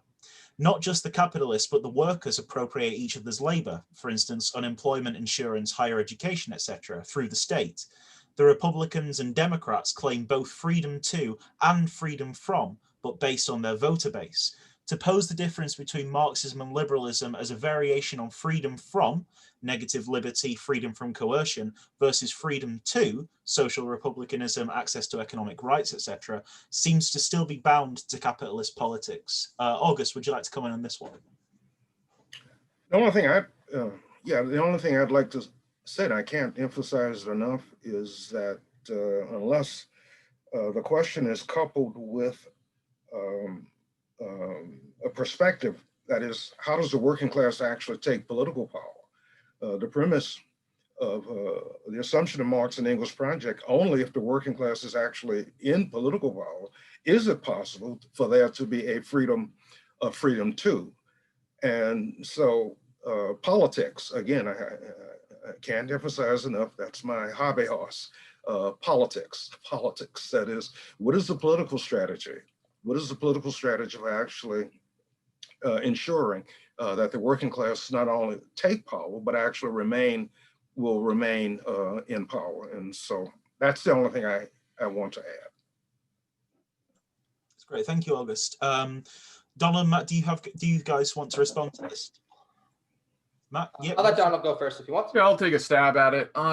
You know, I can see what they're saying, how, you know, this kind of this Isaiah Berlin positive liberty versus negative liberty type framing, it kind of feeds into this political spectacle between, you know, the Republicans versus the Democrats. The Democrats want free markets, or the Republicans want free markets and they want government off your back. Or, you know, the Democrats, they want government to step in and help everyone. So it does kind of fall into this this trap. And so I think the solution is to kind of reject this liberal framing itself and to see freedom as composed of both those positive freedoms to have a say in the political community and the economic community that you're part of, to have control over your destiny.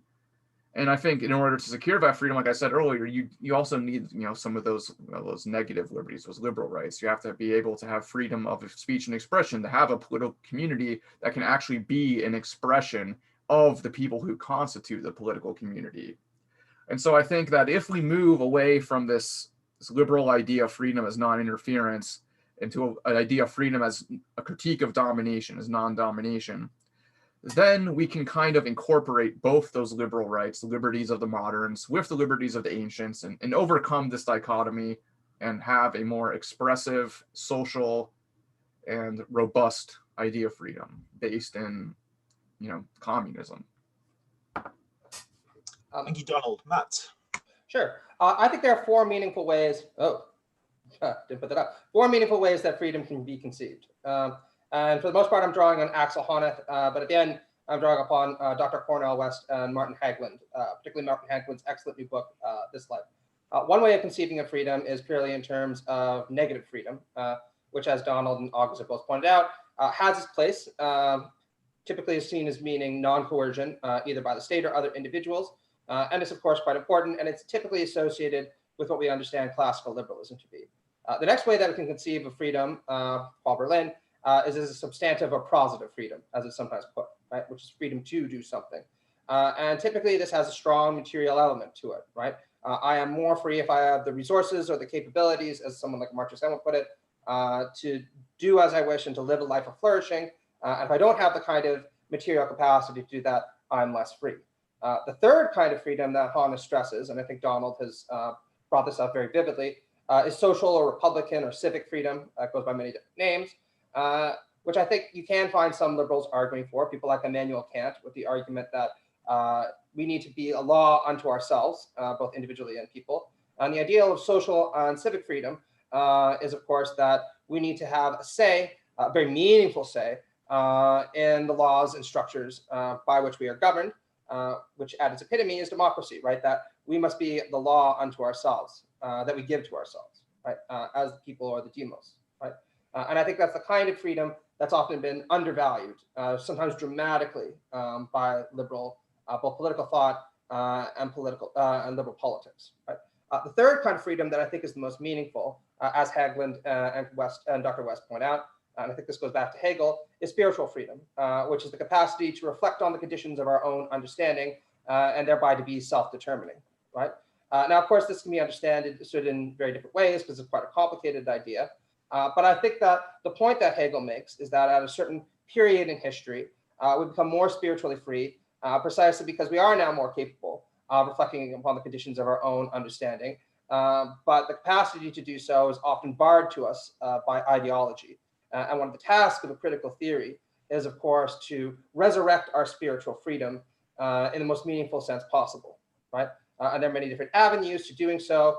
And again, I think that there are a lot of different tasks that different critical theorists set to themselves on that point, either by undermining patriarchal ideology, racist ideology, the ideology of neoliberal capitalism, right? And it's an ongoing project.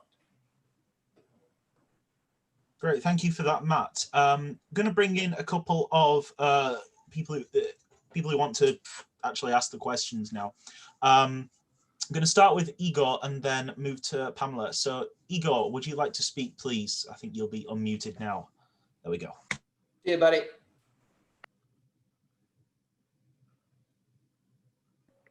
Can everyone hear me? All good. Yeah, okay. Well, first I'd like to thank the organizers and the speakers.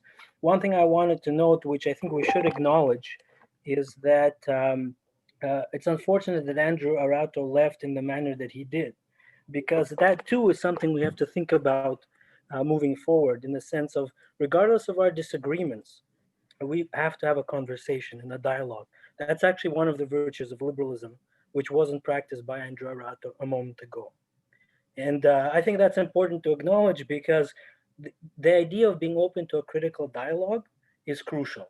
That's how repression happens, when we're not even open to listening to what other individuals have to say. Notwithstanding our disagreements, I think Matt and others will agree that that's a fundamental pillar of liberalism. And it's ironic that someone who claims that the issue is authoritarianism then engages in ad hominem attacks against other panelists and then proceeds to leave in that fashion. So I wanted to point that out. There's plenty more that I'd like to say. I think having that critical dialogue and an ongoing dialogue about the future of the left is crucial. Having that openness to listen to others and to take their ideas seriously, regardless of whether we agree with them or not, is an important for the future of the left. And if we don't acknowledge that, that's where authoritarianism and character assassination comes in. And that too, unfortunately, was a big part of the history of the Soviet Union, where people were denounced for their views and where freedom of expression, association, and movement wasn't practiced. So I wanted to point that out, because there's an irony here that someone who professes liberal commitments nonetheless engages in very authoritarian practices. That's all I'd like to say. I have a book which Matt very nicely put a plug in for, Critique of Liberalism. But I think, the big virtue of Marxism, and now just to say something quickly about Marxism, is the unity of theory and practice. We can't just profess commitments to liberty, we have to practice them in our everyday lives. And when we have a panel and where everyone is supposed to engage with each other respectfully, as scholars, as activists, as comrades, what have you, and then behave in this fashion, that needs to be pointed out. That's all I'd like to say. Thank you. Thanks, Igor.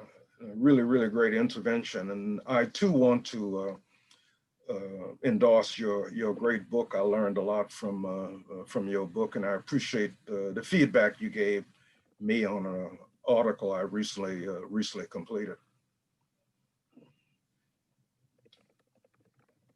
Yeah, I mean, you might. Oh, sorry. Go ahead. Go ahead. I was going to say, like, this kind of touches on my point earlier that if you want to have a society that democratically makes decisions, you have to have discussion. You have to have open discussion and free discussion. You see this problem in the Soviet Union, where all these different economists are looking at the problems, like, how do we fix this planned economy and get it working? But we can't even have an open discussion about what the problems in our society are. So how are we going to come to a democratic solution on how to fix them? And I think that's kind of the point I'm trying to make, is that these liberal ideals of what are commonly seen as liberal freedoms, I think these are just kind of prerequisites for having the kind of governing community, the self-governing community that is, described as positive freedom or the liberty of the ancients. And they constitute each other. They're not two separate forms of freedom, but if they come together in a full package. Also, if I can just add to that too, the importance of freedom of expression, especially at this moment, and where many of us know that unfortunately on much of the left, there's a lot of cancel culture, where people whose ideas we disagree with get shut down. and freedom of expression is crucial. And if we go after people who are on the conservative right wing, even Trumpists, and if we undermine their freedom of speech, this will come back to haunt the working class. So I thought it's important that we recognize that, because it has been happening on campuses and elsewhere, where people whose views we disagree with are shut out of the debate, canceled, or whatever. Yeah, no, I certainly kind of prove upon what August and Donald said, except to say that, of course, I agree with Igor that it's very important to kind of practice these virtues, use the kind of classical term, in our own praxis of everyday life. And I think that, to speak to August's points, what many people become dissatisfied with when they look at the state of the contemporary left today, as we talk a lot about freedom and we talk a lot about dialogue, but we don't really seem to respect that personally. This causes a lot more damage than I think a lot of leftists acknowledge, in part sometimes for good reasons. But I think it's well past time we start to have, well, Donald, those conversations amongst ourselves about how we can individually and collectively do better on those points. Thank you all for those remarks. I'm going to invite Pamela in now to ask her question. You hear me? Yeah. All right. So I think that we've lost track here of the transformation of the freedom problem that lies at the center of the crisis of liberalism in 1848, out of which Marxism sort of arises, right? Marx is making the case for the dictatorship of the proletariat insofar as like August pointed out, it was tested in practice.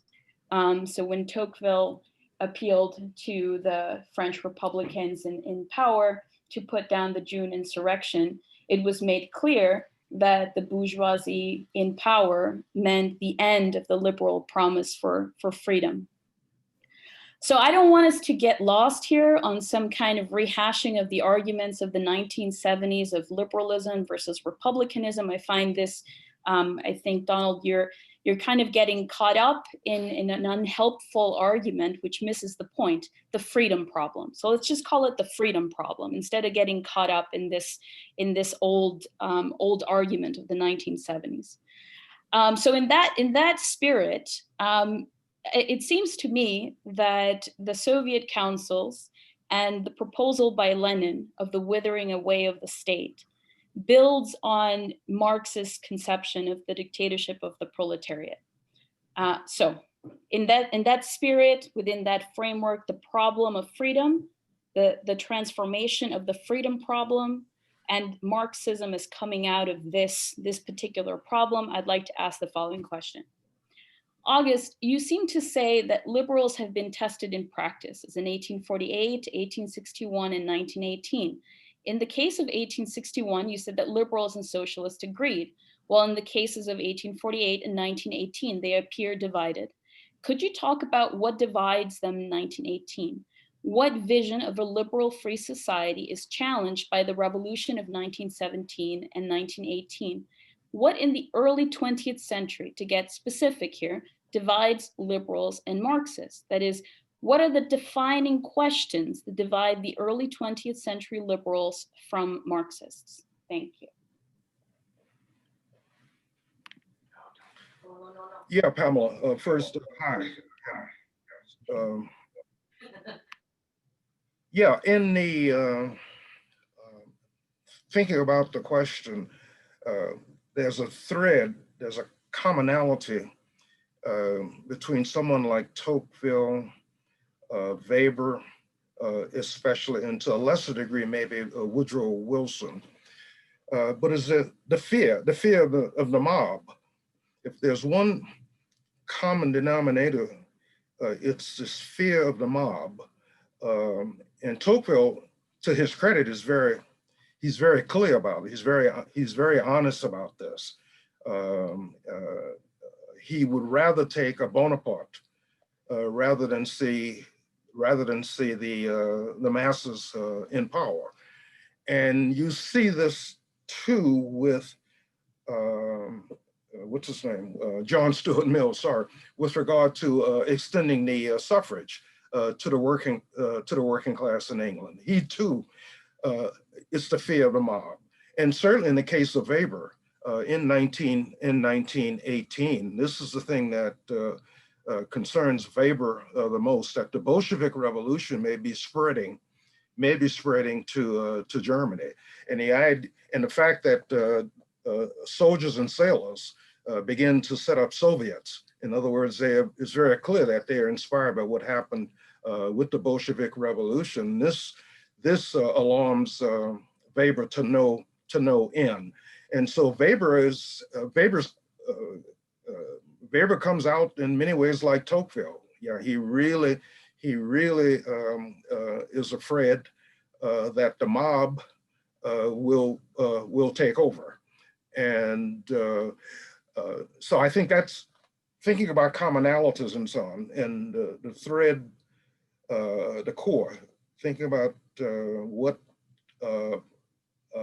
Tocqueville and Weber certainly have in common, and to a lesser degree, at least less obvious, in the case of John Stuart Mill, it's this fear, the fear of the mob. Thinking a little bit about Wilson. Wilson is interesting because Wilson seems to think that maybe the Soviets might be a good idea. In his 14 points, it's oftentimes forgotten, but number 6 in Wilson's 14 points speech, in number 6, and he says, look, if the Russians deserve self-determination and they deserve to have the institutions that they think best to govern themselves, you really get a sense with Wilson. He's open to the possibility. He's open to the possibility that maybe Soviet democracy is much more democratic than parliamentary democracy. Wilson doesn't think very highly of European governments. The British, the French, especially the way they perform at the Treaty of Versailles. So you really get a sense with Wilson, he's possibly open. His very last article, the last thing that Wilson ever wrote, in fact, was on the Bolsheviks. He couldn't quite figure out the Bolsheviks.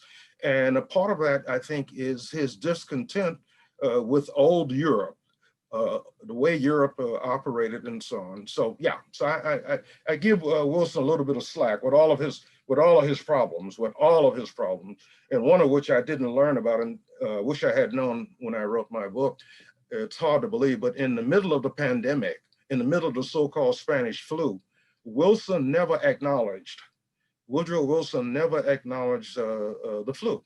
Imagine 675,000 people died in the United States, and the president of the United States never acknowledged it. He thought it would be bad for the war effort, undermine morale. I don't know if that answers your question, Pamela. Yeah, I guess I'm not, I wanted to ask about the specificity of the revolution of 1917, since as we saw, it made our colleague here, Andrew Arato, step down. And so it seemed to rehash some historical break, some ideological obstacle that we may still be living with.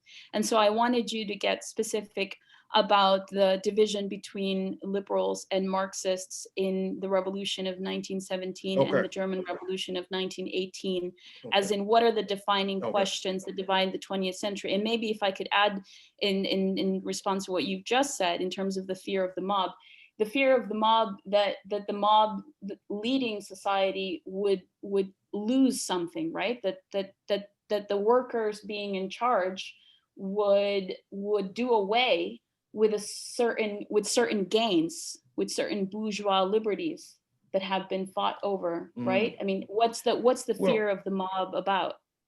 Well, the great thing about Tocqueville is fascinating. Tocqueville sees the main problem is the property question, private ownership of the means of production. He's smart enough to recognize that if the mob is in power, private ownership of the means of production is threatened, and that issue is what is at the heart of 1917. specifically with regard to 1917, remember there's two competing perspectives on representative democracy.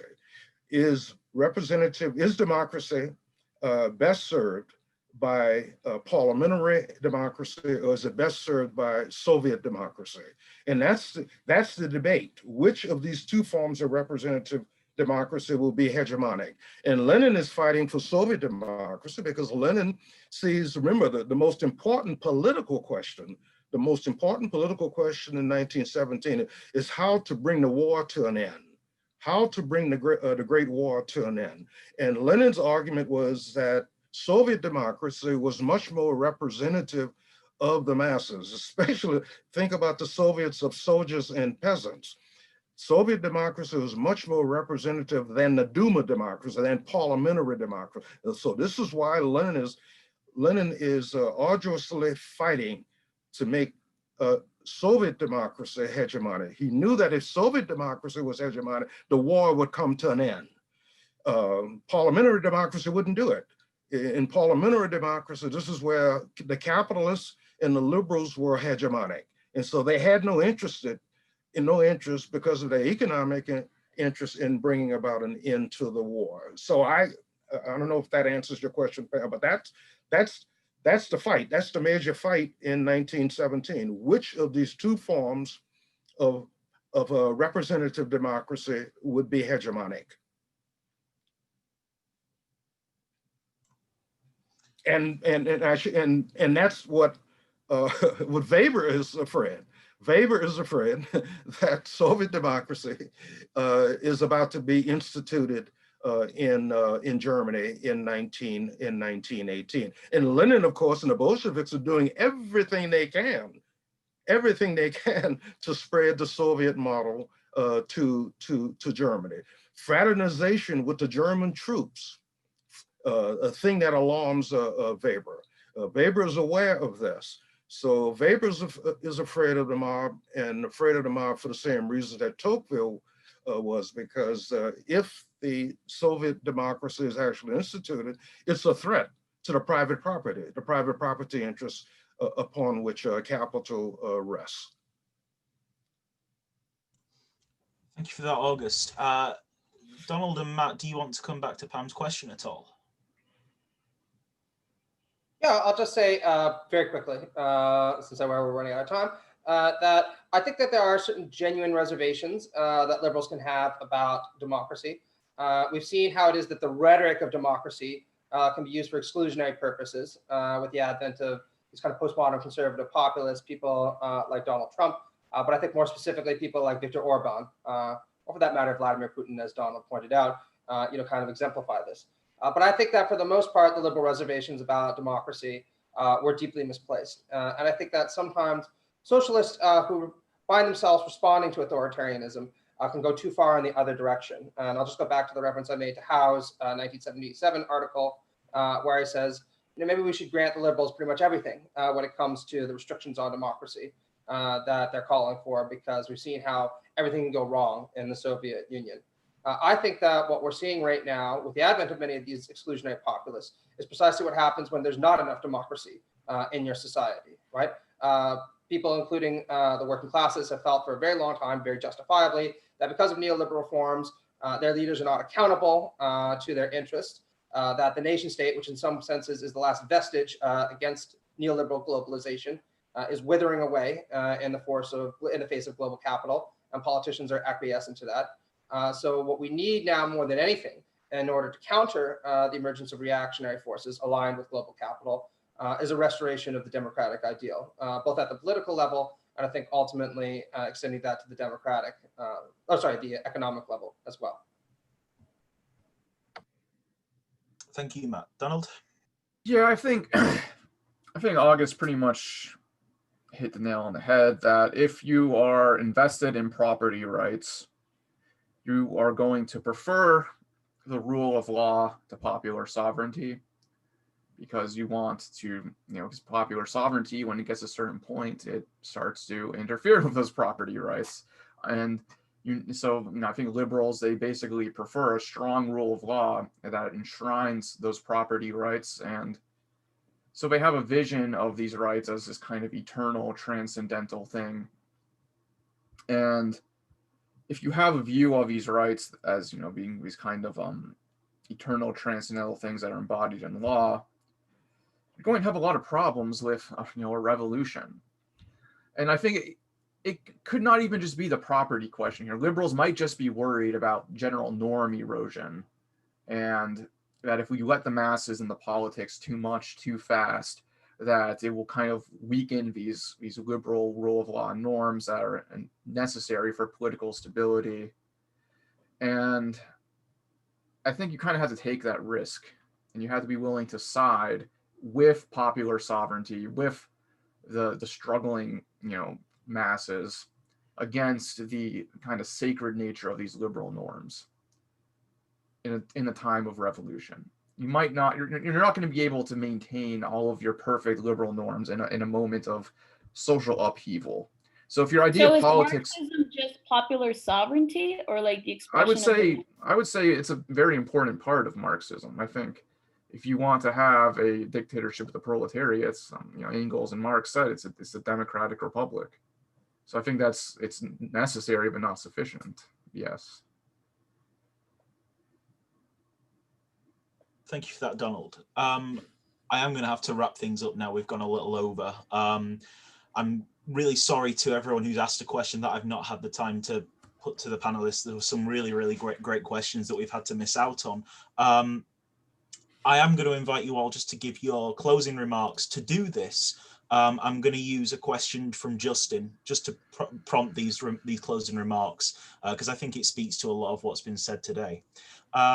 Justin says, it is clear that an important third term has arisen in these discussions, that of authoritarianism as a sort of shared enemy of liberalism and Marxism, both.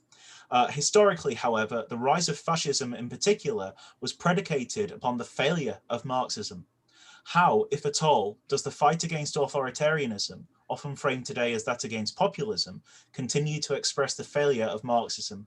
How does this fight clarify or obscure the political horizons of Marxism vis-a-vis the fulfillment of or break with liberal desiderata? Matt, if we could start with you, please. Sure, I'll just be very quick, right?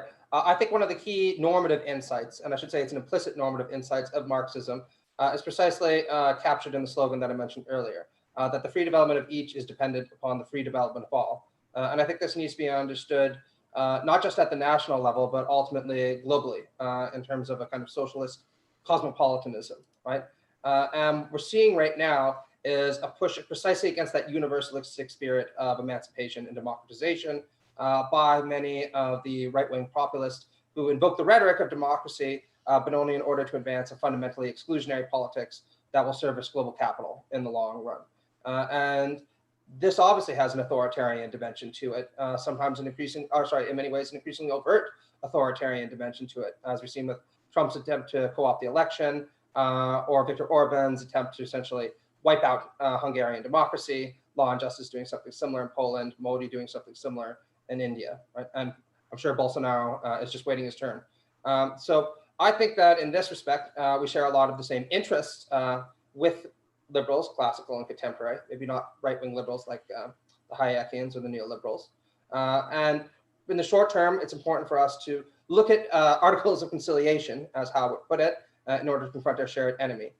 Going down and through the long run, I think this can be a more sustained project if we can get enough liberals to start accepting that the achievement of the modernist project, as they understand it, would be best realized in ultimately a socialist society. Thank you, Matt. Donald, please.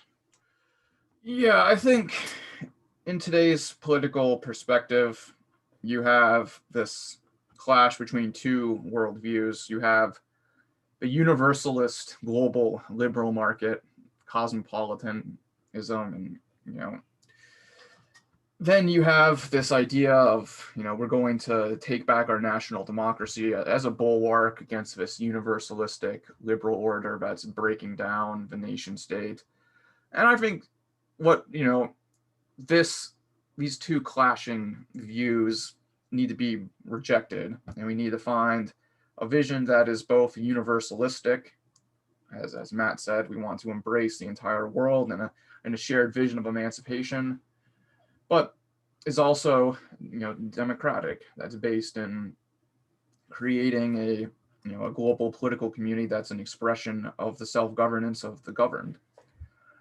And I think that if we let ourselves fall into this idea that the only game in town is this kind of authoritarian populism or this kind of universalistic liberalism, then Marxism is pretty much finished. And I think we're in a unique historical position right now where when you have these two kind of clashing political ideologies, we can offer an alternative to this kind of regressive dialectic that's throwing humanity into a death spiral. And I think Marxism is, because of its universalistic vision of emancipation while also being critical of private property and the negative effects of capitalism, I think that is uniquely suited to provide an answer to society's ills that neither sides of this current populist versus liberal conflict, or whatever you want to call it, can offer.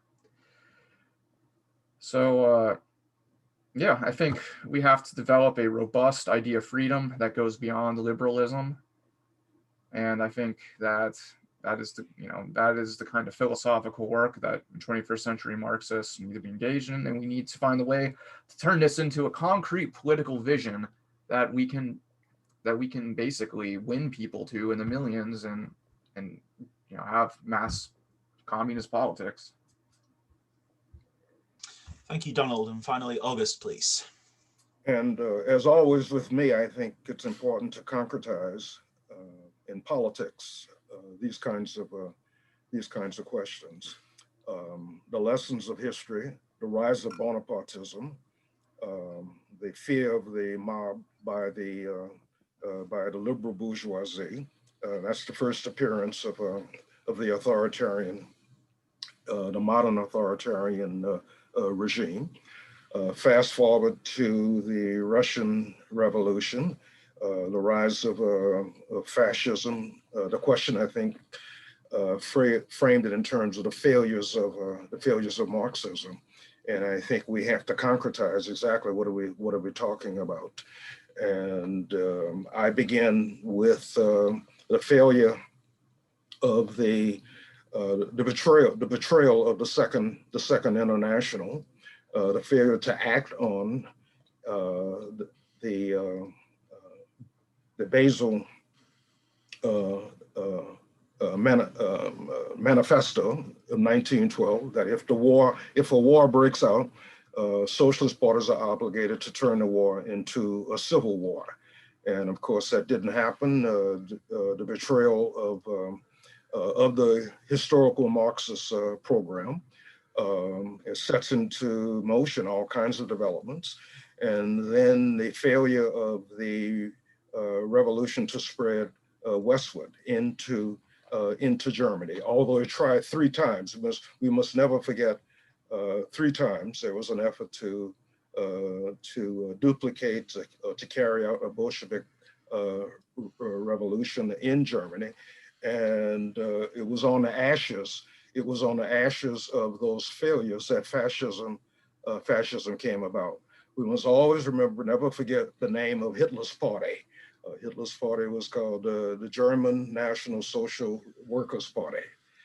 We're for socialism as long as it's German, as long as for German workers. So if you're talking about the failures of Marxism, we have to concretize it. We have to concretize it in terms of actual politics, decisions that were made or decisions that were not made.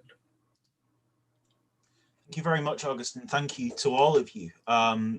We really appreciate you speaking for us today and for the time we've gone over as well. So thank you very much for that. As a reminder, you can find our virtual activities at platypus1917.org/virtual. We'd like for this discussion to remain open and to continue because it's a really important discussion. So if you'd like to submit your thoughts about this panel to the Platypus Review, you can email editor@platypus1917.org. And if you're free at the start of the next hour, please join us for our second panel of the day, After the Election, Which Way Forward for the Left? The link should be appearing in the chat to the Facebook event page where you'll find the Zoom information, etc. thank you to everyone. And I'll hopefully see you in 45 minutes, although it won't be me moderating. Thank you. Happy holidays. Happy holidays. Had a great time, everyone. Bye-bye all. I know.